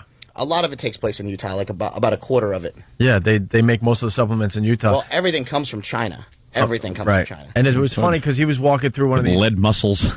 He was walking through one of these like health food type of places, and you were just pointing out everything you've tried in the supplement business, all the power shakes and muscle milk and all this stuff. You're like, oh, I did that, try that. And then a really funny scene, he got a couple Mexicans from like outside Home Depot and decided to make his own supplement because that's how easy it is to do. You just buy the raw ingredients, mix it up however the hell you want, put a cool label on it, and take a picture, and you're ready to go. And what you put on the side is a proprietary blend. Right. Proprietary blend means you have to list the ingredients, but you don't actually have to say how much is in there. So you can do these like little techniques to kind of exploit that. And I should say that there are a lot of great supplements out there, and I use a lot of supplements. But I basically know what I'm using them for, and I think people just need to understand and acknowledge what the dietary supplement business is and what they can use to actually help them achieve their goals. Well, I got to say, I got to be careful, too, because I work out, obviously, and I do a lot of time on the elliptical. Yeah. And I take a fish oil pill and a vitamin B complex. Am I hurting myself? Back to you. I don't think so. I mean, like I said, certain supplements like fish oil has been shown to be very beneficial to lower the risk of heart attacks and cholesterol and all these things. And, let's look at, let's say like fish oil, for example, could be a great supplement, but there's a lot of crappy companies out there that are not regulated, so we don't know that the amount of fish oil it's saying that's in the capsule is actually in there, and that's the problem. It's like we don't know what we're getting ever. Yeah, you got to talk to Steve. Get him off the half. Come on, Steve. What do you got, Steve? He comes in here sweating half the time. No, the sweating is from a lot of the coffee, but I used to take a lot of the fat burner supplements. I'm off most of them now. Like Hydroxycuts and a lot of the ephedra-based stuff before it was banned. Yeah. Now a lot of what I do is just vitamins, like a power pack of vitamins every day. It's like GLA, omega 369, flaxseed oil, garlic ester C, a multivitamin, and that's 3 times a day. So it's like 33 pills a day. And then you burp that all up, and these guys probably walk around disgusted at you, right? Yeah, well, it's not the most appetizing thing. Yeah. Well, the problem with a lot of these vitamins and these minerals and stuff, like I said, we don't have a lot of studies on this stuff. Right. A lot of them you can't really absorb, so you can take a lot of these vitamins. And the reason why you burp them up, or you pee and it's like totally lime green, it looks like lemon lime Gatorade, is because you're not absorbing them and your body's actually just rejecting them. So a lot of these supplements, I'm not saying like good or bad, it's just saying we don't really have enough knowledge to know. Is it true though you could get vitamins that are more water solvent or something like that you'll get more benefits from it? Joe Rogan was telling us that a lot of the guys that work in the sewers, they laugh because they see nothing but multivitamins completely whole. They just come out of you, they barely break down because they're packing so much crap into these vitamins. I think there's like a lot of supplement companies out there working on getting vitamins with better absorption rates. Right. But the best way to get vitamins is from eating whole foods, eating fruits and vegetables and things like the that. old-fashioned way. Yeah. We don't do that anymore at all. Everything we have in America now is processed, and that's one of the reasons why we have such a high obesity rate. Is everything's processed, and your body doesn't process that as well. Right. Well, the movie's called Bigger, Stronger, Faster. I really like this movie a lot. I thought it was very, very interesting, Chris. Chris Bell. Website, biggerstrongerfastermovie.com. Limited release is May 30th, and I guess you can get a list of where you can see it on the website. Yeah, on the website, and also Magnolia. Magnolia Pictures is our distributor, and it's magpictures.com, and they have a whole list of the rollout and where it's going to be. Great. And you got some backing. It was the producers that produced Fahrenheit 9/11 and Bowling for Columbine. So. Absolutely, yeah. Jim Zarneski and Kurt Engfer were our co-producers on the project, and they did such a great job at kind of helping us tell this story. And the one thing I should say is that I wanted to tell a story that was right down the middle. So I wanted to kind of take what Michael does and actually show both sides of it and let everybody speak on the issue and let everybody come out and try to figure it out for us. It's kind of refreshing when you see a documentary there's no agenda. I mean, it was like make up your own mind for the most part. You weren't trying to say steroids are bad or steroids. You're right, just what you said. Well, I think that, as a filmmaker, I see films and I'm preached to a lot, and I don't want to be I don't like that. I just want to know, like, what are the facts, and then let me know, and I'll make a decision at the end. Very cool. Chris Bell, everyone. Thank you, Chris. Thank you, guys. All right, we'll continue in just a bit. Opie and Anthony. The Opie and Anthony Show. We got a real busy morning. You're checking out the Opie and Anthony Show. We got Gallagher. He's going to be on the show in a few minutes here. And we got a gas promotion going on. I hear there's a cluster F somewhere. Yeah? I think Keith's going to be calling in with that. Where's the gas? Do we need to promote it one more time? We don't need to. Are we getting, like, huge media coverage? There is News Channel 12 at both locations. Wow! Yes.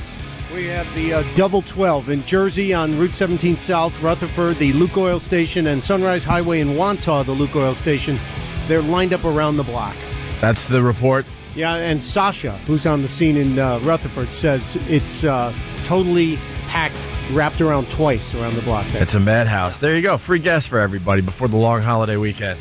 Where's Keith? I want to check in with Keith in a minute or two here. In other news, Indiana Jones, the movie opened, at midnight. Tim went and saw it. Oh! He said it was really good. I really liked it. I liked it too. What did he say? Indiana Jones? Yeah, and the crystal skull thing or whatever the movie's called. How does Harrison Ford look, and how is it? Does he still pull it off? I mean, I gotta tell you, like what I've seen, like the trailers and like just stuff on the internet. Yeah, he doesn't look that much older. No, really. I know. It's really amazing what they did. What they Industrial Lights and Magic do that? They were doing something. He obviously aged. It's been 18 years between movies or something? 18 years? I think something like that. Wasn't it 89? 89. So, wow, 18, 19 years, right? Yeah, and there was a Bush in the White House then, too. How weird is that? Ooh. Wow, that's really weird. What the hell are we going to... Wow, what does that mean? I've had enough of Harrison That's Ford. Illuminati stuff. Yeah. What's wrong with Harrison Ford, Yes, Jimmy? He's great, but I'm tired of him and his charming chin scar. Beat it. Beat it, stupid. Keith the Cop, everybody, to talk about the cluster F. Keith? Hello. Yeah, hold on. I was just finishing talking to the local police department. Ooh. There's been some, a little bit of mayhem. Mayhem? Yeah, What? the gas station. People, they're fighting over this free gas.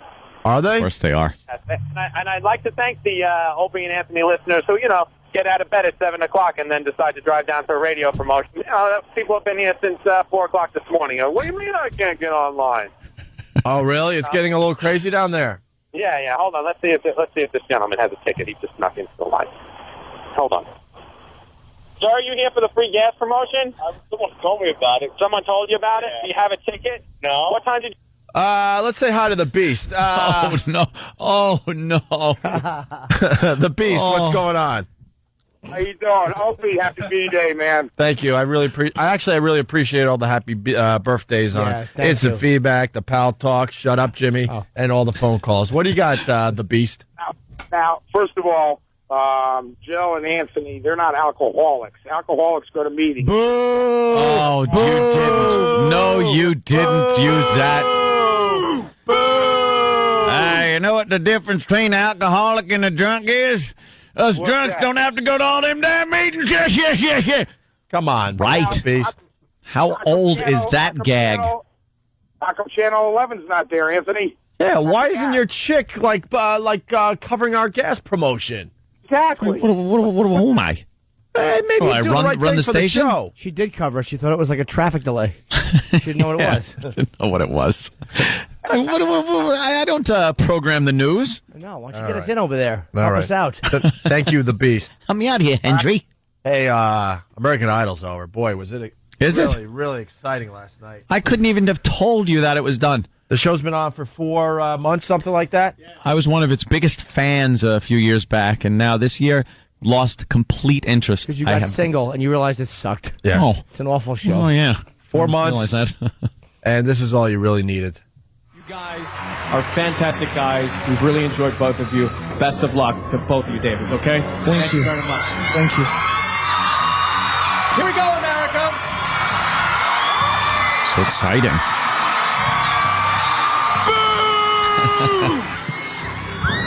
Boring. Ladies and gentlemen, David and David, the winner by 12 million votes of American Idol 2008 is...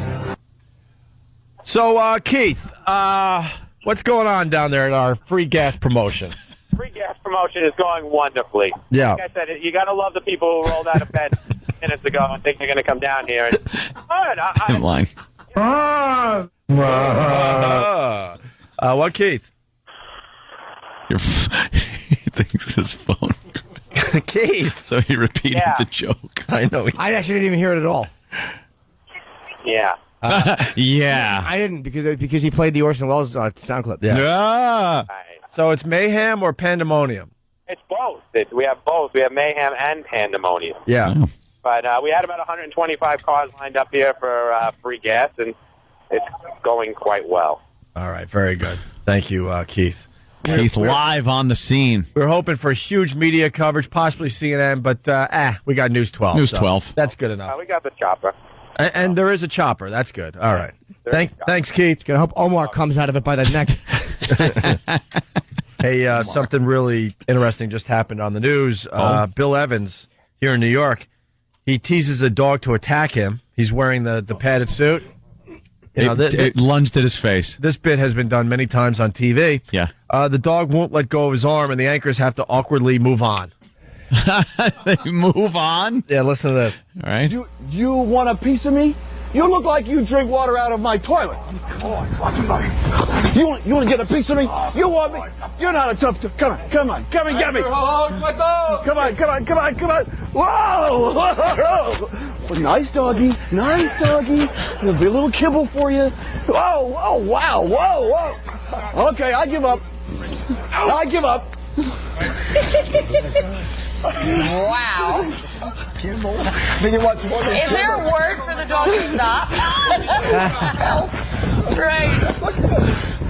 All right. 30 years. We will get back to Bill, and you'll be in one piece. Thank you, Bill.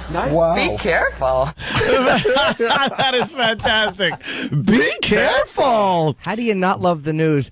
One of their friends is being mauled, and they go to commercial. Yeah. Oh, well, we'll get back to Bill. Be careful. Ooh, is there a word? Wait, let me ask Anthony. Are we allowed to make fun of local news still? Yeah. Are you going to allow us to do that? Now Yeah, that you're I think... dating a superstar of the local news here in New York City? I think we can still make light of the local news, 'Cause yes. They're still hacks, right? I did have to think, though. Wait. And have no improv skills like that lady. Oh, be careful. I did have to think, what station is that? Yeah, I'm at sure. first, because if it was, CW11 here in New York, I'd be like, hey, back off a little bit. All right, Tim Russert. Mm-hmm. This is a good quickie, too.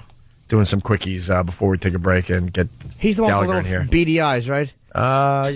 He does all the debates. He hosts all the debates. He's the moderator. I don't know. Wolf Blitzer does them, too, right? No. Are you thinking Wolf Blitzer? No, I'm thinking of Russert. Okay, then it's Russert. He's a douche. Listen what happened to Tim Russert. For example, my program of Meet the Press, no one has appeared on that program from 1962 to 1948. It's the longest span of anybody in American politics. What? From 1962 to 1948? You don't know what happened there. Listen again. Will you listen? I'm listening. I couldn't figure it out. Ask Jimmy. He doesn't know either. Will you listen? Are you still hungover? What's going on with you? Hungover? I'm fine. I didn't even drink that much yesterday. Let's hear it again. What, do you want a medal? You got the Big J hat on today. You got Jill's hat on today. It's very cute. Now listen closely. All right, I'll listen. For example, my program of Meet the Press, no one has appeared on that program from 1962 to 1948. It's the longest span of anybody in American politics. You got it? No, I have no idea what he's saying. Who's got it?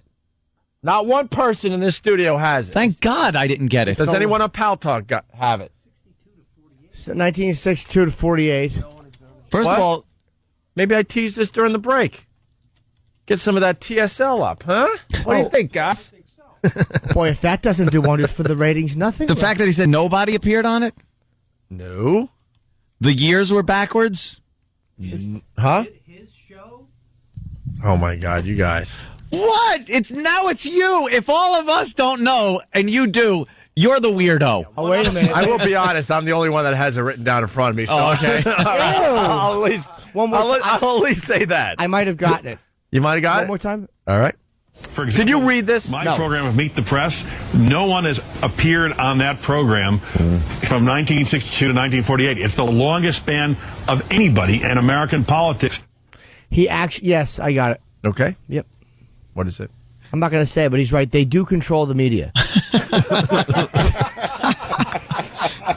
E-Rock thinks he said, instead of saying politics, he said politi. No, it's not that. No. Why would it be that? Like, No one He talked backwards. No one's got it? No. I can't wait to hear what this is because I Tim, you got it? Nope. Hope it was a bat hitting his head. I hate them, Russia. Tool. Should we wait till after the break? That wouldn't be nice. Now, Well, maybe. would be very mean to the listeners. Because we all need to know. No one has appeared from 1962 to 1948. It's the longest stretch. I have no idea. One more time? Who's he talking to, first of all? I don't know. Himself. Aha. One more time. Listen very, very closely. All right, I'm listening so closely. That is your clue, my friend. Here we go. Listen very closely. For example, my program of Meet the Press, no one has appeared on that program from 1962 to 1948. It's the longest span of anybody in American politics. It says 1962 to 1948. That's backwards. It's the longest bin of anybody. Blue Heeler got it. Bill D. from Jersey got it. Scott Bryant got it. Tim, you got it? I don't know. I think I might. What do you think People happened? on Pal Talk got it. Don't look on Pal Talk, Anthony, please. Tim? Just a, What? Just the guy he's talking to is just going, You got it, Tim. A man made a sound. It's not that a guy went. It's that Tim Russert went. What? He blasts one? Yes. No way. I thought that was a guy talking to him. No. Oh, okay. Wow. So did Tim. Tim goes, the guy's just saying, No, let me hear that then. That's Tim Russert. A lot of people did get it on. Is that why he got flustered? Well, yes, that's why he messed up everything. So that threw you off because you're thinking he misspoke, which he did. All right. But the reason he misspoke is because he had something going on. Listen. Let us enjoy the hilarity. All right. For example, my program, Meet the Press, no one has appeared on that program from 1962 to 1948. Oh, that sounds like someone going, of anybody in American politics. That sounds like someone going, And he wouldn't acknowledge, would he? Oh, man, he's got a poofy chair. Would they mic it? Jeez, it's loud. Listen again. For example, my program, Meet the Press, no one has appeared on that program from 1962 to 1948. It's the longest span of anybody in American politics. And Tim goes, just that the guy was going,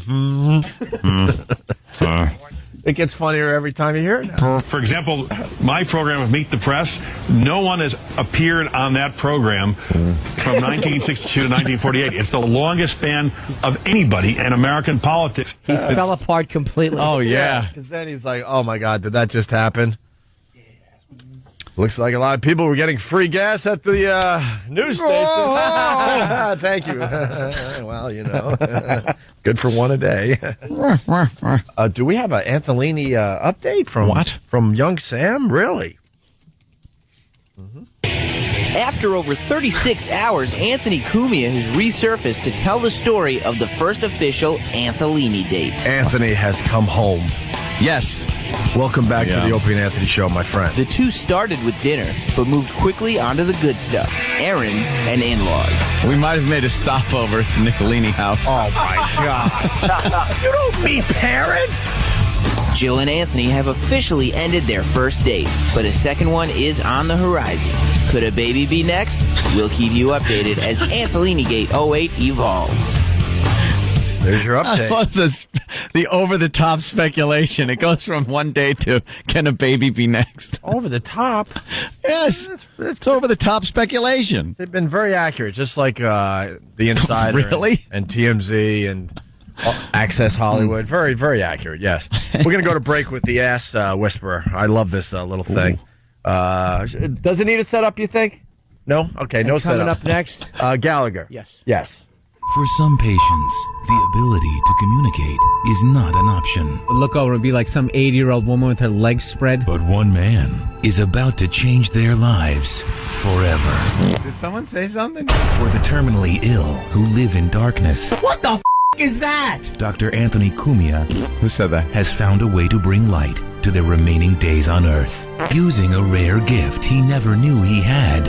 Oh, my God, what have I done? He'll learn to love those he never knew existed.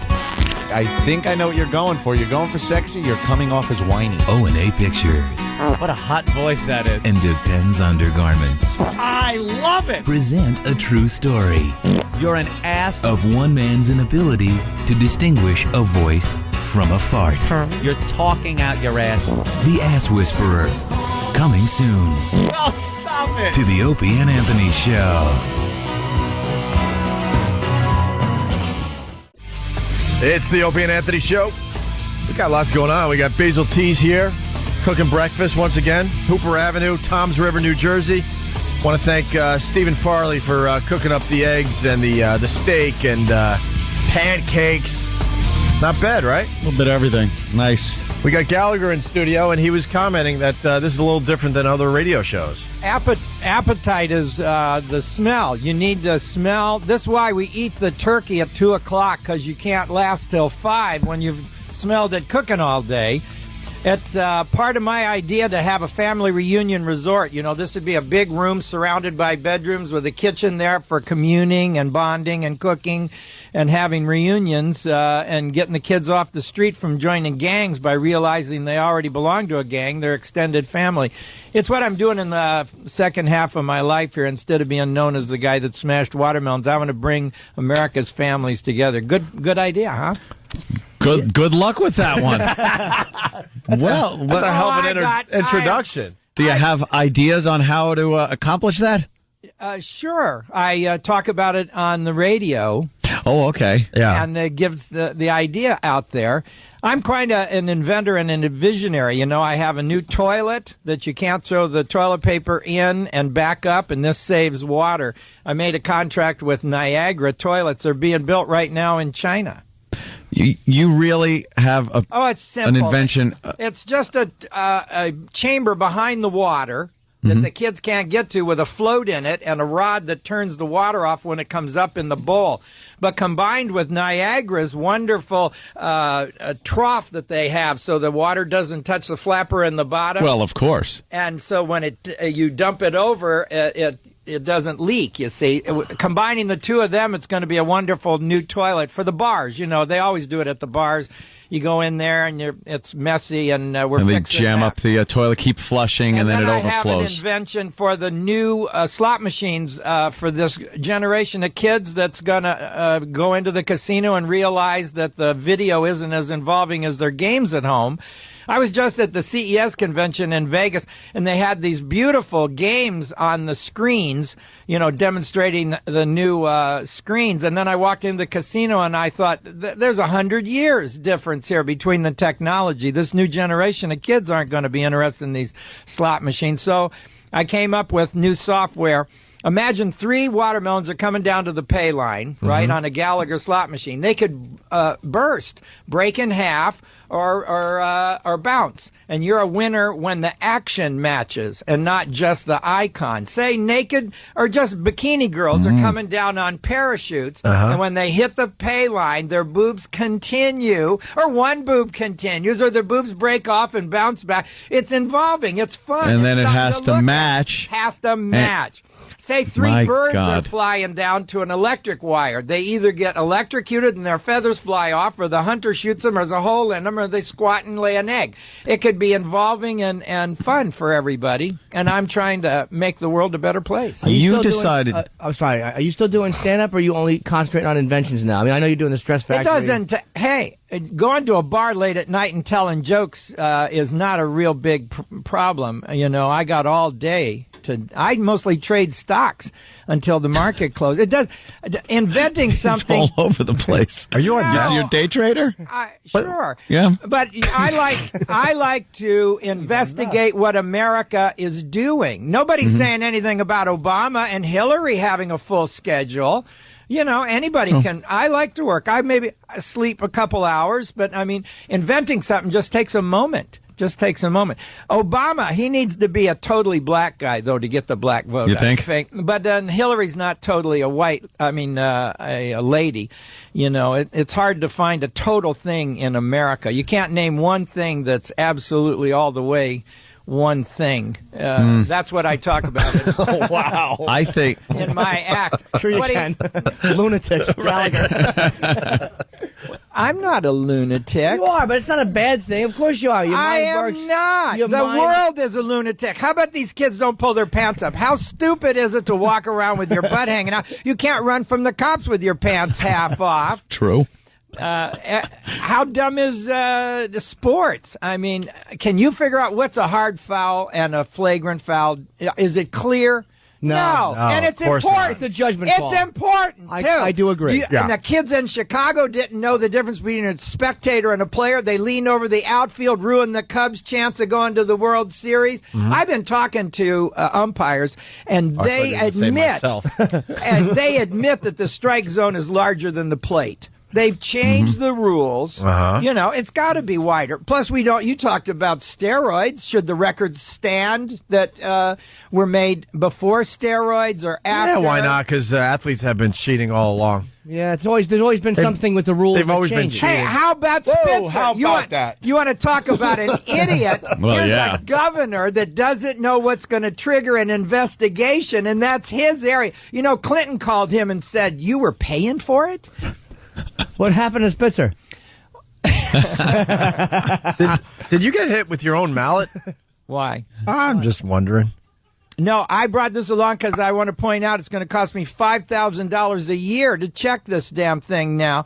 It's I take 200 flights. It's going to be $25 every time. You do have an airport baggage thing on there. I just check it. You got to check it, yeah. Right. You checked the Gallagher mallet. Well, they wouldn't let him carry that on, I wouldn't think. I used to just, come on board and put it in the overhead, and there were pretty girls waiting on me in the aisle, and the men drove the plane. But now the girls are the pilots, and the guys are in the aisle coming up and down. I told you, I look like a lunatic because I'm a smart, reasonable person in an otherwise ridiculous In an insane world. society, That's right. a sane man must appear insane, right? That's from Star Trek.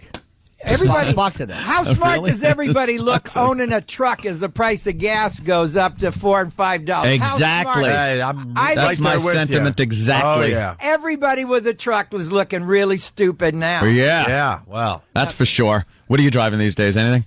Well, I rent cars. A jet? I rent cars. He's driving everyone crazy. That's what he's driving. I am, because I can solve the world's problem. Lower California, the Bay of California there, the Baja. Yeah. That's a perfect place to put a dam and get all that salt water out of there and have a whole new fertile valley so the Mexicans can grow avocados and almonds and never even come up into California. In the Gulf of California? Yeah, because it's been... You're saying drain the Gulf of California? Half of it. halfway down, there's some islands, so it's shallow there. Gotcha. The Colorado River drains into there, and it's full of fertilizer that comes off the fields in Arizona and Colorado. So there's some fertile land under there. And underneath it is all those eons of the Colorado coming in there. The silt must be rich and full, and the drug lords could run this because they're not going to stop growing cocaine and marijuana until they make money at something else. And avocados and almonds are the second and third thing that I pay for. They're so hard to marijuana snort. And cocaine. That's right. That's going to be a tough sell, though, to the drug lords. Look. No, it isn't. Avocados. Segue from coke into avocado. No, they want it just like the Corleones. They want to straighten out the family and leave them a legitimate business. Plus, it's in Mexico. That's corrupt. They can pay for it. And, Al Gore's not going down there and say, we've got wallowing whales that need this. I'll give you that. We need more arable land for food. I'm sure there wouldn't be one environmentalist that would try to argue the impact of damming off the Gulf of California. But you can't continually turn farmland into suburbs. Well, no, you run out of farmland. Here's an idea that creates new farmland. Come on, call that a lunatic. I'm digging this already. Let's go. What is it? No, I'm draining that thing. Oh, that idea that I wasn't listening to. What's the matter with that? Listen. I apologize because our executive chef Steven over there, he brought in some watermelon, and I'm sure at this point in your career you don't really like looking at watermelon, do you now? I'm going to be smashing it over at the Stress Factory. Yeah, Stress Factory. You are this there weekend? actually, by the way. Friday and Saturday. Tonight, tomorrow. No, Friday and Saturday. I'm sorry, Thursday. Friday, Saturday. Are you doing Sunday too, right? And Sunday. Wow, look Sunday at that. show because of the holiday. StressFactory.com, 732-545, ha-ha. How many HBO specials have you done? I mean, you've done a lot of specials. I did 14, and they're all available on 4 DVDs in one box for a lousy $20. What if your life amounted to $20? $20. That's your 14 hours on HBO? That's right, because I'm not afraid to try new material all the time. These comics that go up and do their set without ever taking a chance don't grow. Just say as Rich an Voss. Artist. But I do. I'll try something new all of the time. Well, listening to you talk, I can see where the being prolific comes in, because I can tell the way your mind works. You're going from agriculture to the toilets. Obviously your head's always moving, so that there's. Plus, it's radio. We've got to keep this moving. How many?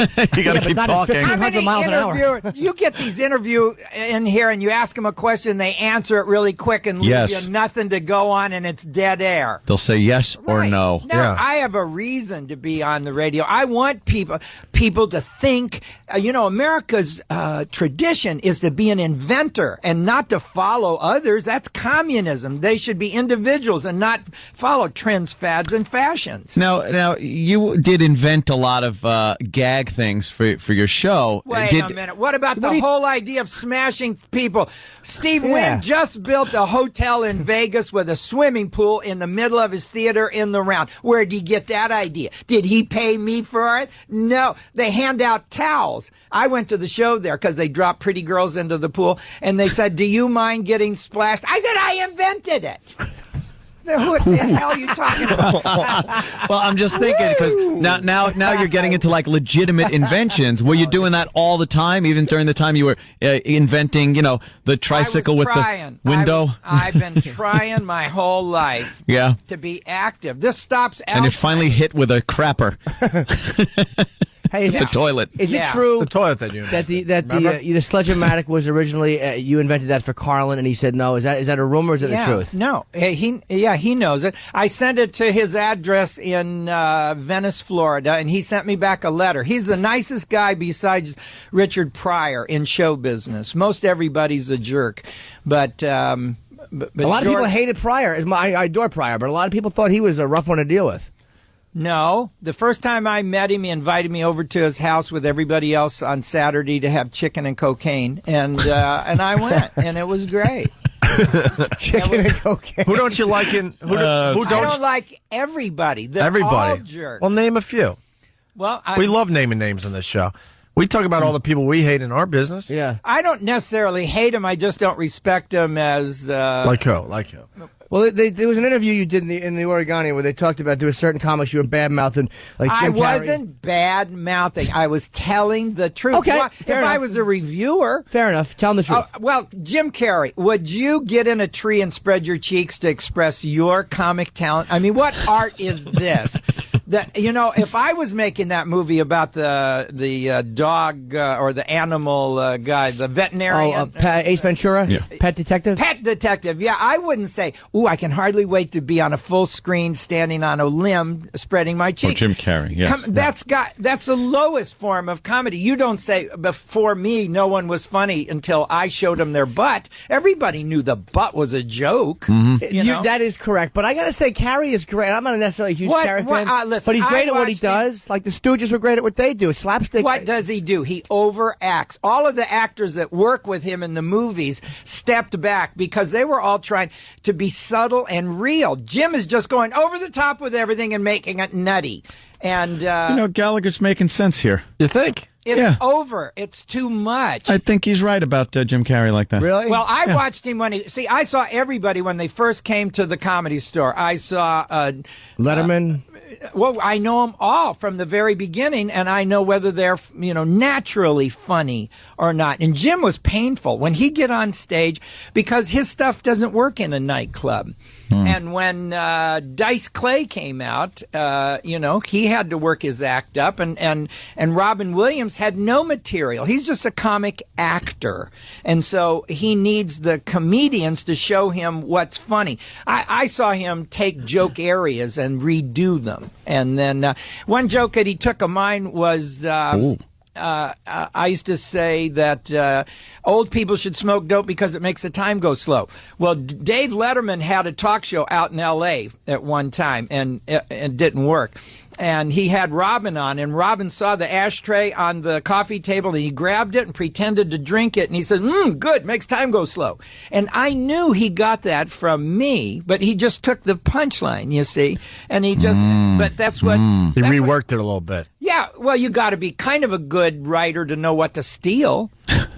But he's not really, a prolific comedian. He's an actor. Why else? Here's what's crazy about the movie business. Why do they get comedians to do serious parts? I mean, why wouldn't you get a serious actor? Spanglish. It was terrific. I gotta admit. Why do all these comedians first you qualify to be an actor in movies by being funny, and then they give you this serious part? I think like Jim Carrey, I think he might have wanted to get away from that whole wacky guy image because and try to be a serious actor. That's why he was just using it as 20 an mil, entree. 20 mil a picture. That's what it is. They're making them. They're proving guys who the bring people go out and see. Why. So then, what do you just? You're actually saying that the humanity, the American people are morons because they go out in droves and see his movies and love them. Why would you qualify to do a serious movie by spreading your cheeks in a tree? Then you get to be Truman, and we all cry because your girlfriend left you, or you live in a bubble. Sounds like you're obsessed with Jim Carrey. You know all his movies. Well, I'm using it Cave his as head in with that sledge-o-matic. I'm using it as an example. Being very careful here because he is But, sitting there with a mallet. Robin Williams makes serious movies also. He's a Juilliard actor, right? He's a Juilliard trained actor. I mean, I think that was like his original. I don't like Robin Williams stand-up either. I think he people laugh and they just laugh out of thinking they should laugh because he's just coming up with stuff. In a rhythm. He seems gets to be off the top of his head, but it's not real funny if you break it down and look what he just said. Conan. It's not funny. Conan is painful. I can't believe he's getting the Tonight Show because he's a terrible comic. It's all about silliness. It's never a full belly laugh. You just kind of go, and he had on the guy from I can't remember things. I can't remember the guy in this movie. You've been talking about him this morning about the Crystal Head or the Indiana Jones. There, right, he had Harrison Ford. Right, he had Harrison on there last night, and it was pretty painful and boring. And Harrison Ford is an awful interview. I can't believe that they qualify him to take the Tonight Show. You know, in America, we take the average, or you just get used to getting less and less. Like we used to get a nice meal on a plane, and now we get a bistro bag, and you have to grab it on the way in. And we used to have a wonderful anchor for the news, and then we ended up with Katie Couric, who was supposed to just do the on-the-street kicky little cute girl thing, but everybody else dies and she moves up and they give it to her and they finally realize she's not an anchor and you can't just make America accept no quality and no competence. God damn it, he's right. You know what? You're absolutely right. That tittering crap that people pass off in comedy, it makes me sick. You're absolutely right. That's exactly what people are doing. Gallagher's making sense somewhere in here? Yeah, okay. completely. All right. Turn me around. Conan is for teenage girls. That's who laughs at him, that funny little stuff. He tells a joke, it doesn't get a laugh, and then he does something else, some kind of... He'll put his face right in the camera. Yeah. And do something like that if the joke like bombs. Carrot Top. He'll show you a prop and you don't laugh at it, and then he'll go, come on! Like asking for... But you did say that we do laugh at Conan. How is it again? like Jerry Seinfeld jokes. I mean, I never belly laughed at a Jerry Seinfeld observation. You just... Really? A lot of people found him very funny, especially back He was the fourth funniest guy on his own show. If they gave out medals... he wouldn't get the prize. You know what? All right, now you got me. He's making a lot of sense. Funny. By the way, and he was playing a comic. Imagine being a comic and you're not funny on your own show. Everybody else gets a movie career. He's a voice of a cartoon. I'm a bee. I want to call the Guinness Book of World Records because I think we just heard the longest sentence ever. Gallagher doesn't believe in periods. It's all commas and... Best comic working, most prolific comic working. Best comic working, you think? I saw the HBO special of the guy who's the delivery guy on King of Queens, and it was wonderful. Patton Oswalt? No, Kevin James. Oh, Kevin James. He pretended he was in the water, and he did his arms like this and screamed like a girl when the seaweed touched him. And then he was reading a card, like a woman taking a birthday card or a greeting card out. Wonderful pantomime use of his body. Kind of like opening your butt cheeks in a tree. No, not at all. This was art, the art of comedy. He did a wonderful, wonderful job. And I like the guy that you talked about, Dave Attell. Dave is great. If you want to be gross and pornographic, you can't beat Dave Attell. I like his joke about I was having sex doggy style with this girl. It wasn't anything I planned. She just fell asleep that way. That's very funny to me. I don't know. You don't put a content thing on brutal or not brutal. Like you don't think you don't think cleaner is a higher form of the art than dirtier. I'll tell you what. You go to that club he works in Boston late at night, and you can't do little cute jokes. You got to tell a joke like that because the college students are there. We're all drinking. Well, I was there, and that's the kind of comedy that you have to do. It fit its place. I don't know what I'm going to be doing over there in New Jersey. If there, Sunday show might be real nice and polite, and I got to do political stuff, and I'll talk about, Clinton and Hillary, and then maybe Friday night's going to be rowdy, and I'll need. What do you got on Hillary? What do you got on Hillary? Well, I like to say that she's not really a woman totally, because we all know why. I mean, I think she has one ball. I think that I think that's what it cost Bill for the Monica Lewinsky. You ask who's got the gonads in that family. They each have one. Is what I think. Who's going to be the next president? It's the old man. John McCain? Because the Jews are having a problem voting for an Arab kind of guy with a name of bomb. Yeah, I mean, if you don't want people to think you're a terrorist, get rid of the bomb part. Yeah. I mean, this is pretty crazy. He's as much a black as Tiger. They're just lattes. They're only a half. Oh my God. They're only a half. If he was really a black guy, he'd have a white wife like Kobe.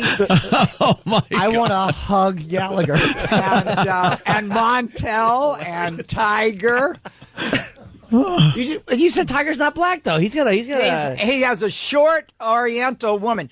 If you wanted to have an athlete for a son, why would you have a small wife? I can't believe Archie Manning. See, he has both of his sons were quarterbacks, but I don't think he married a quarterback. I think he probably married a cocktail waitress or a stewardess or something, a pretty little girl. To me, an athlete like Shaq, he should have looked for a big hulking one of them big women from Russia, so we'd have another big Shaq. Instead, he married this sawed-off little woman, which he probably doesn't mind me saying now because he's divorcing her. But she was tiny. I saw her on vacation. What's he thinking there? She could have been more than 5'2". This is why Bill 5'4", Walton's maybe. son is a forward. Instead of L.A. having a new center, we have a forward because he married somebody short. They need to think about who you're breeding with. You're like almost like Jimmy the Greek talking. Yeah, no kidding. Well, why don't they think ahead if they want their kid to be? Gallagher? Are you suggesting we raise a super kids? I think a generation of super kids. I'm thinking you should think about it if you want your son to drop back and not order drinks, instead pass. I mean, it's gotta.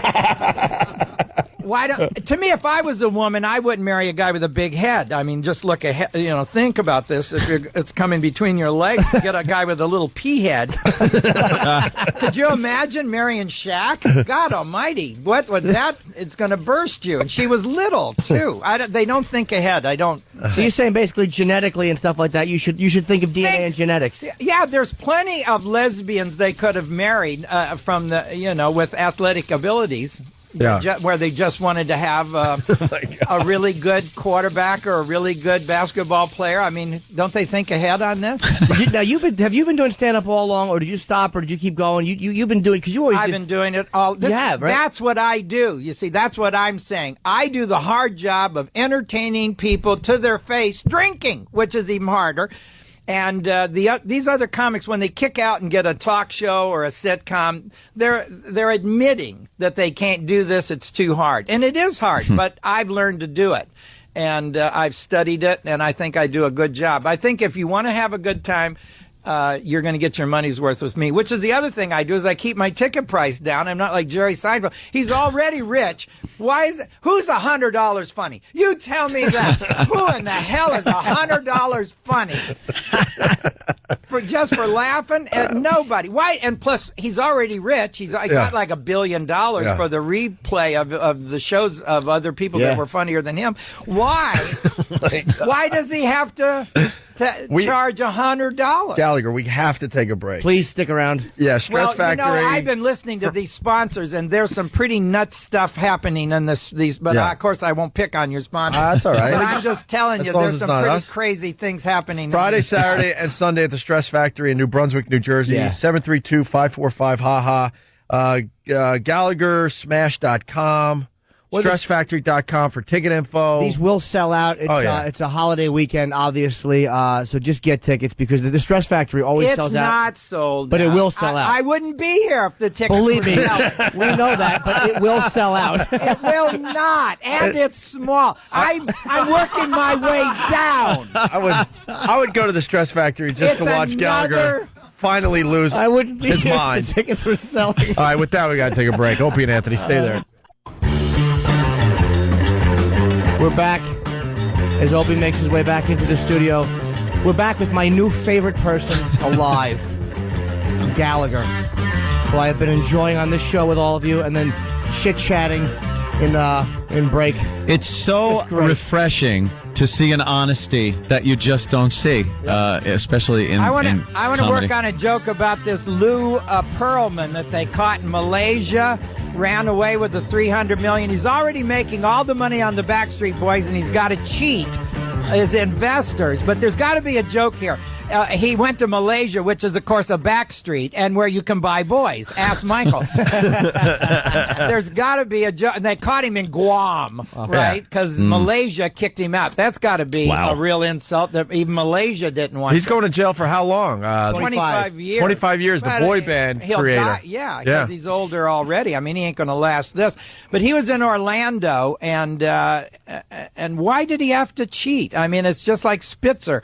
Just shut up about the prostitutes or figure out a way of getting it off without everybody knowing, you idiot.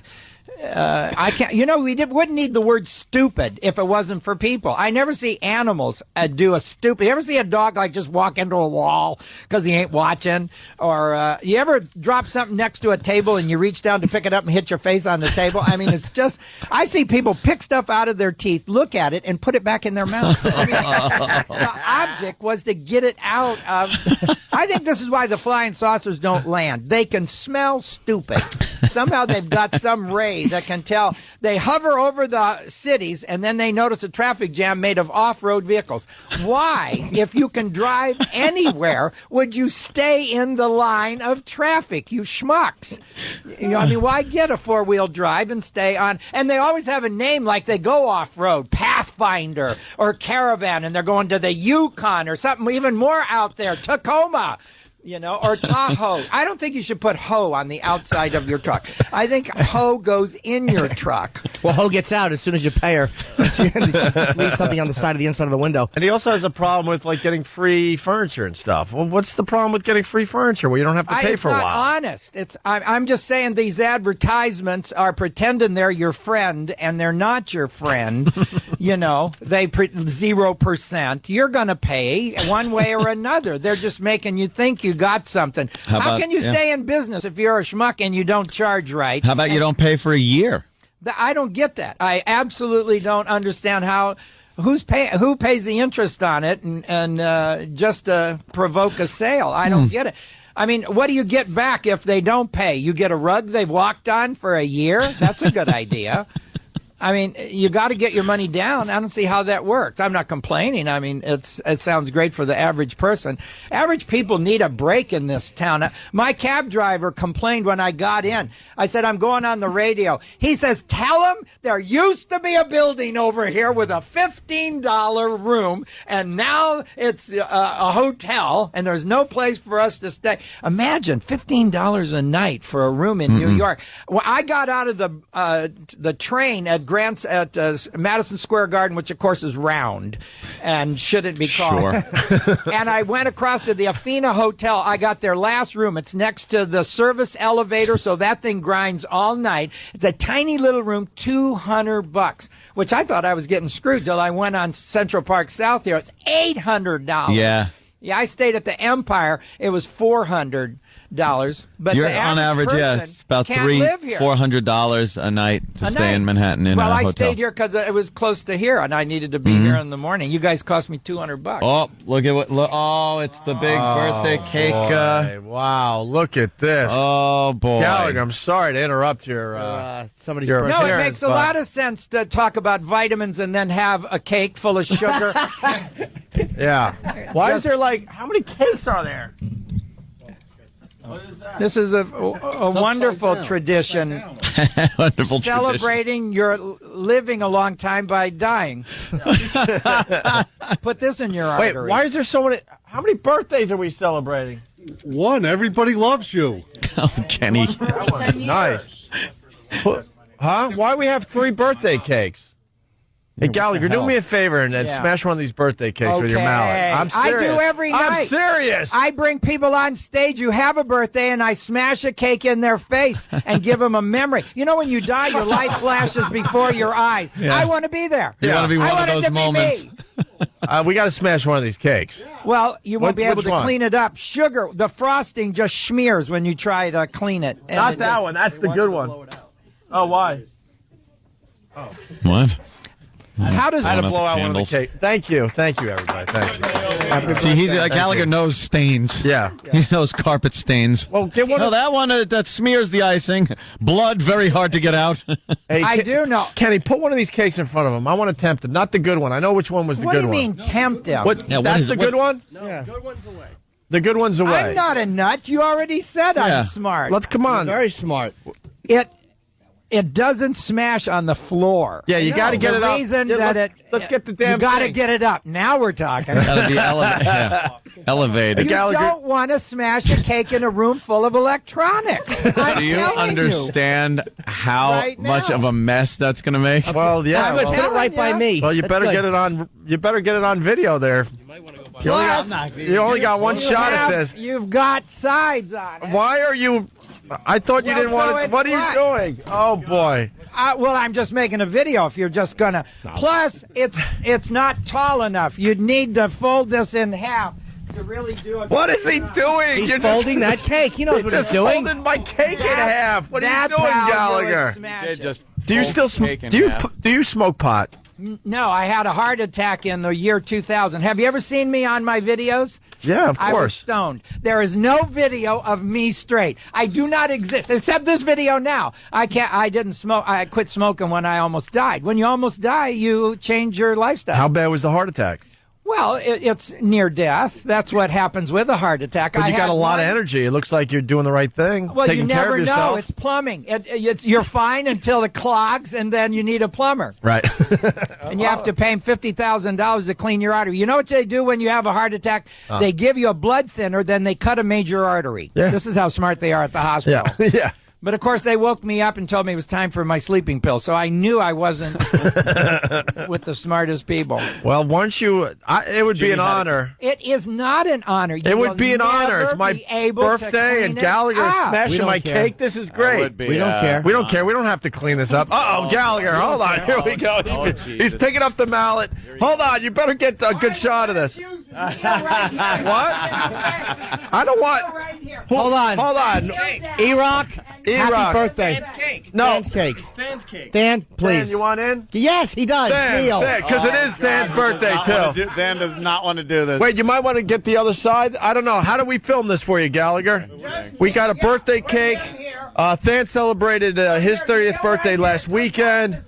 It's my birthday tomorrow. Gallagher's setting up the smashing of the birthday cake. This is unbelievable, everybody. There you go. Oh, boy. Oh, he's trying to cover up stuff in the studio. Why are we covering things up? Kneel down. All right, kneel down. Watch Wait, out, Mike. Wait, Gallagher. Wait. I'm gonna hit you in the tits. It's a split Whoa. here. All right, wait, Gallagher. Hold on. Open your mouth, Dan, please. Wait, should we get the... Wait. Sit on the do you have a good shot of this? He's only going to do it once. He's got it. Happy All right. birthday to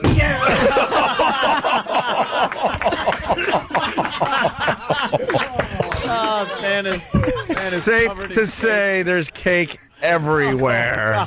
Wow, you really everywhere. And he just ate And now he's eating cake off Than's. He's eating it off of Than's stomach. Oh, boy. And now he's got cake all over his face. Gallagher's going to be at the Stress Factory this weekend. 732-545-4242. One more. Oh, is he...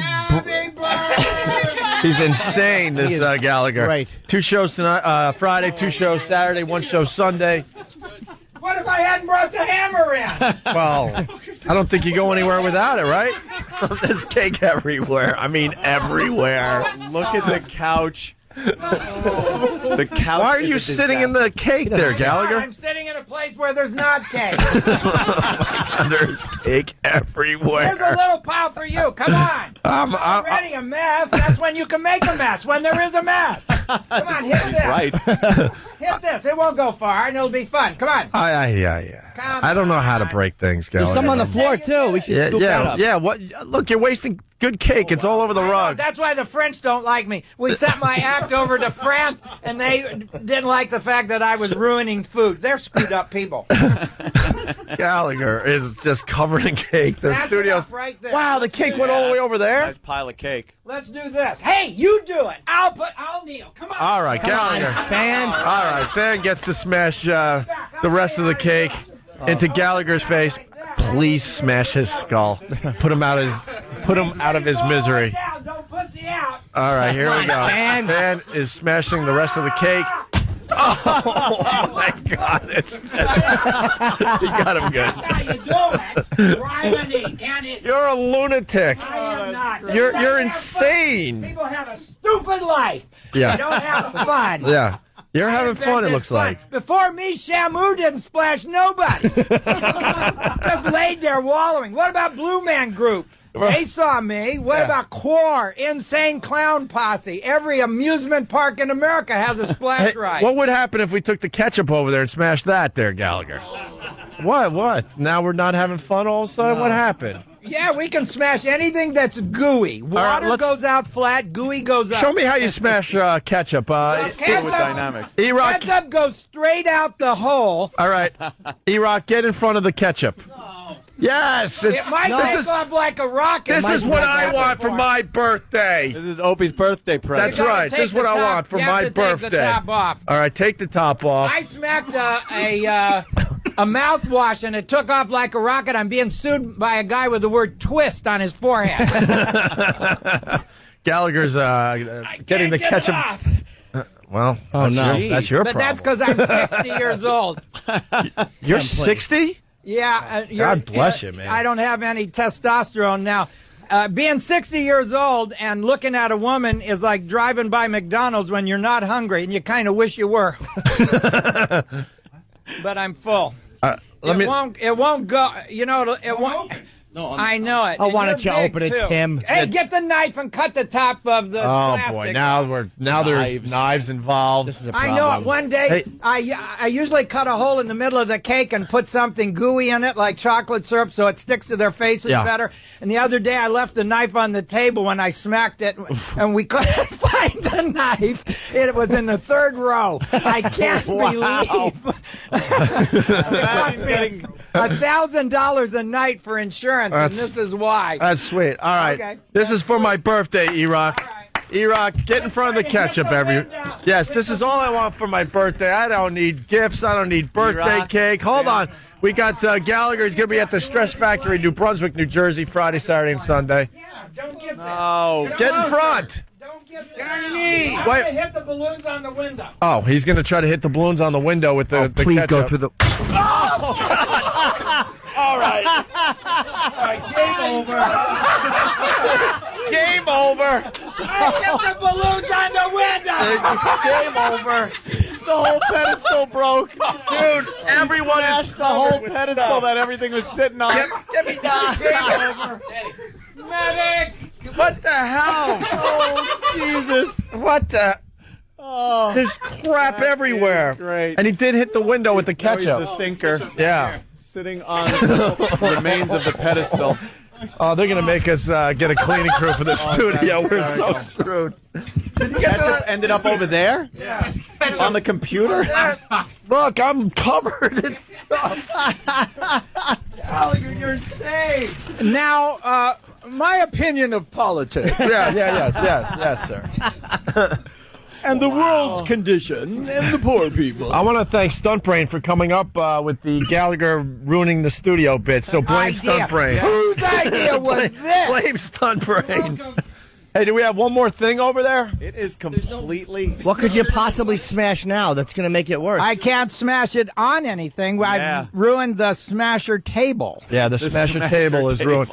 Hey, no, you don't want to do cottage cheese. The little balls just roll over. You can't clean them up. Right. But it is cool when the curds fly, just like on the news. I would love you to take the mallet to the entire table over there. Of goodness.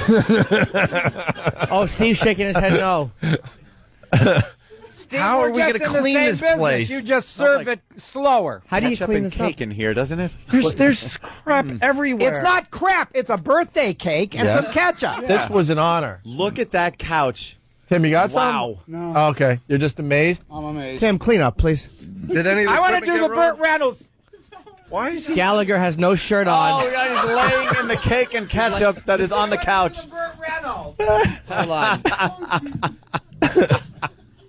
What is wrong with this guy? Man. Rules. Yeah, He's Gallagher. laying without a shirt. Gallagher in cake does on rule. the sofa here. Well, Yeah. I only did half of the Burt Reynolds. The other half was pantyhose. Hey, what happened to pantyhose? You don't see that anymore. Yeah, well, thank God, right? Huh? Burt Reynolds was naked, though. He Yeah. was naked. No, he had on pantyhose. Did he really? That was the reason. He put his hand between his legs. He did the centerfold in Cosmo years ago. Yeah, that's what I'm Yeah. talking about. And he put his hand between his legs to cover up. Joe Namath. What was put on the obviously pantyhose. smaller than a handful. Yeah, apparently. Yeah, Joe Namath did the pantyhose. Oh, Joe Namath. I got Yeah. him mixed up with that with Burt Reynolds. That'll Yeah, happen. Burt Reynolds was naked. I'm 60. Yeah. Yeah. That looked like this Bruder film. Did we- Ketchup going off? Did we talk Wow. about everything? Oh, there's nothing. What else are we going to cover? I Yeah, mean, yeah. Yeah. you really are insane, dude. The Stress Factory. I am not. They're lucky to have Friday, you. Saturday, Sunday. It makes sense to have fun. It releases endorphins when you laugh. My videos were used in cancer research, and the doctors came to my show, and they said, we discovered that watching your videos released endorphins and helped the body to fight cancer, and we're using it in heart research now. And I said, well, I had a heart attack. And they said, well, you don't laugh at your jokes. It's hard to take it serious. I mean, you got barely any clothes on. You got cake all over yourself. You're sitting in ketchup. What are you trying to say, Gallagher? What are you trying to say? I'm trying to say that you can take a man with cake Yeah. on his nose seriously. Okay, well. Sam, are you It is an amazed? intelligent decision to laugh.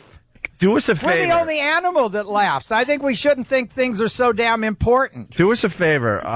We secretly hate Vinny at the Stress Factory. Yeah. No, actually, we want to do I'm this going to because knock we. his phone off of the wall behind. Oh, yes, please do that. Because what's on stage is seen all the time you're doing your act. That's why I hate these comics that have to have a stool and a bottle of water. How sissy. George Burns was 90 years old and sucking a cigar, and the sumbitch didn't need a drink while he did Jimmy, his get rid of act. the water How bottle immediately. presumptuous to think you Jimmy, can take a sip and hydrate. Oh, you need to hydrate. You know how dehydrating comedy is. Now you're making fun of our little Jimmy Norton, who I get just very filmed an thirsty. HBO I get show very You last do night. not get thirsty. You're I do. a slave to trends and fashion, and you think it's a tradition to have the damn Slave thing to there. trends. I'm wearing a Kiss shirt. Is What are there you talking bricks about? behind the? Is there bricks on the wall? Do you do comedy in front of bricks, Well, like the that's what's there. improv? Yeah. Oh, cripes! What are we going to do? Tell them to redesign? Bricks and a bottle of water and a stool. Jeez. Thomas Overbeck from Dallas writes, let's take a picture to remember the day we spilled the ketchup. We take pictures at my show. I invite everybody to bring their cameras, Yeah. and then I teach them how to use them. When you take a picture, make the face big. Everybody pays a lot for one of those big chips, and then you don't hardly use it. The damn face is tiny, tiny. Then they say, I can zoom in. It makes it grainy, you schmucks. You learn to use your camera before you hand it to a stranger to take a picture with a celebrity. I'm so sick and tired of grinning while they learn how to use it. I'm tired. I'm just tired. You're By too the end- old for that crap, But right? people need to have some memories. They need Sure. to have a decent life. That's why I Yeah. want to make the family reunion things. People are having a stupid life. Buildings are the set for the scenes of our lives, and we need to give people a dramatic life. Ooh. Oh, with that, we got to Profound. say Yeah. thanks, No, I thanks can- for I can get out Gallagher there. to stop. And, what? No, my words of wisdom for everyone is you don't fry bacon naked. A lot of people don't know that. Well, I guess you learn it. A lot of people, You know, a lot of people say don't know that cleanliness is next to godliness. Yeah. I looked it up in the dictionary. Goggles is actually next to godliness. Cleanliness is next to claustrophobia and cleavage. You know, they say to eat before you go to the grocery store. That way you don't buy so much. Well, that don't work with the liquor store. If you go there drunk, you buy everything they got. I own 2 little liquor stores near my house. Yeah. I get them to turn the lights down. They always have the lights too bright. Well, there, I don't know what else to say. Isn't it time to go to one of the commercials that's hiding the fact that you're really paying a lot of money with some... We're actually ending the show, The Gal. show is over. Yeah, we got to Gotta find get- someone to clean up this mess. But hey, that's the next guy's problem. That's that's how we always have looked at it. You're right. You're so really right. have. We walk away from this. We walk away from That's the destruction we caused. Well, usually you don't do anything visual on the radio. Well, we do a lot of visuals. Yeah. Because we understand the internet, and your video will be up on our sites, and I love the it'll be internet. viewed Isn't like it fun? crazy. I'm Sure. working on 2 new websites. One's called Smash My Face. When somebody irritates you, you take their picture, you send it to Smash My Face, you mutilate it there, put it back in your camera, and show the person what you'd like to do to them physically, but you only do to them virtually. And I need some people, artists and code writers, to help to fill this thing out. And my other one is called the Dance Pyramid, where you take a video of yourself dancing and put it on this pyramid, and people vote on it, and you work your way to the top. And I think that could be some fun too. I'm cutting edge. I'm He's with the always kids. thinking. I am. Yeah. I'm in there. I'm going to make. I know millions on that slot machine idea. As soon as the people at Caesar's Palace Harrah's gives me a call. Hey. Don't make me go to MGM. Don't make me go to MGM. Sam, what do you got? It was just. There's ketchup all over the window that's all the way across the room. Oh, I know. But people That's clean what he was windows. trying to do. Who's going to clean the desk side here? And there's oil in sugar frosting. That's Yeah. what the problem is. That's going to be a problem. But huh? we knows a could lot get some about, rats with big tongues. He knows a lot about cleaning up things. What happens? Because I usually end up cleaning. The crew comes in and they're sissies. They don't just dig in and get it done. Damn it. And so I end up cleaning the theaters also because I do a good job, whether it's make the mess or clean it up. I do a good job. I I'm hope a you little hard destroy the Stress Factory this weekend. yeah. Just wreck I'm the supposed joint. to avoid stress, and I'm working at the Stress Factory. Yeah, exactly. Really. That's How long my- ago did you have a heart attack? I had it in the year 2000 when I was suing my brother because he wouldn't stop what I said he could do to begin with, and decided to hook up with a bunch of cheaters that was advertising him as the real Gallagher and saying I was in drug rehab, and I wasn't in Well, he drug looked rehab. just like you, too. That was No, one thing, he too. didn't. But to I people, meet he a did. guy in my audience every night that looks more like me than my brother. We had the same parents. That's why he had a resemblance. So he was going out as you, and you But were I just doing told him to because I was trying to stop Carrot Top from doing a smashing act in the clubs because I was afraid that he was going to start that, because he was 'Cause you were doing copying me in every other way. Striped shirt, a microphone around his neck, a box full of props. You were I doing, get it. and you were doing theater, so you wanted to make sure in the club atmosphere that I got so many jokes. yeah. Why couldn't more people enjoy my comedy? All my brother had to do was say my jokes, and they get a laugh. So why did Your it go knees so bent the bad? other way. What would a chair look like? What makes Teflon stick to the pan? Why does Net Zero cost $9.95? Why? What? Yeah, exactly. What happened? What went wrong with your brother? He got with some promoters that decided that the $12 ticket was giving away the fact that it wasn't me. And if they charged $22, then people would assume it was me. Then they played the music before the show loud so people couldn't talk and tell each other that it wasn't me. And then they had the credit cards in the lobby and had the people sign their credit card before they went in, so they felt as though there was no way they could get their money back.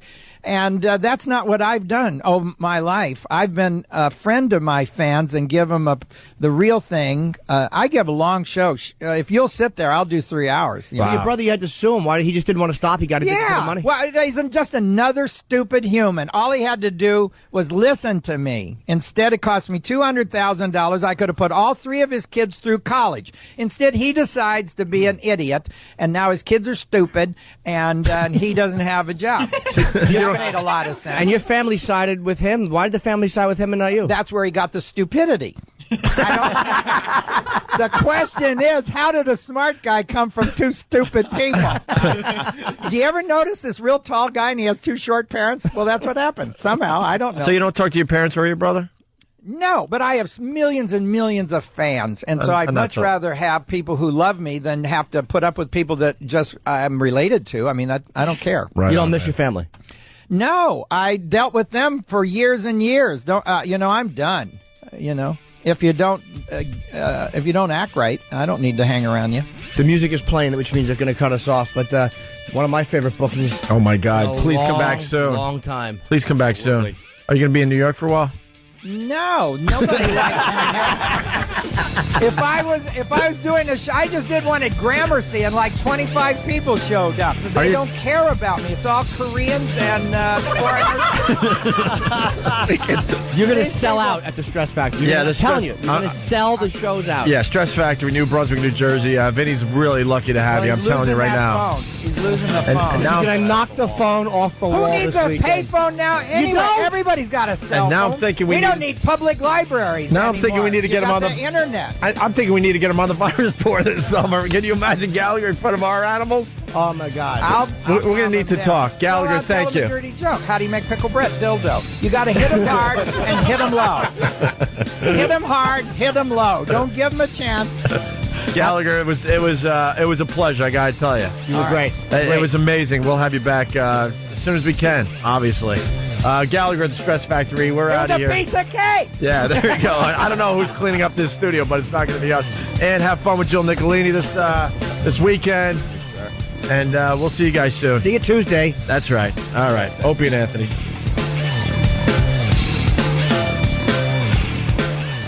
XM 202.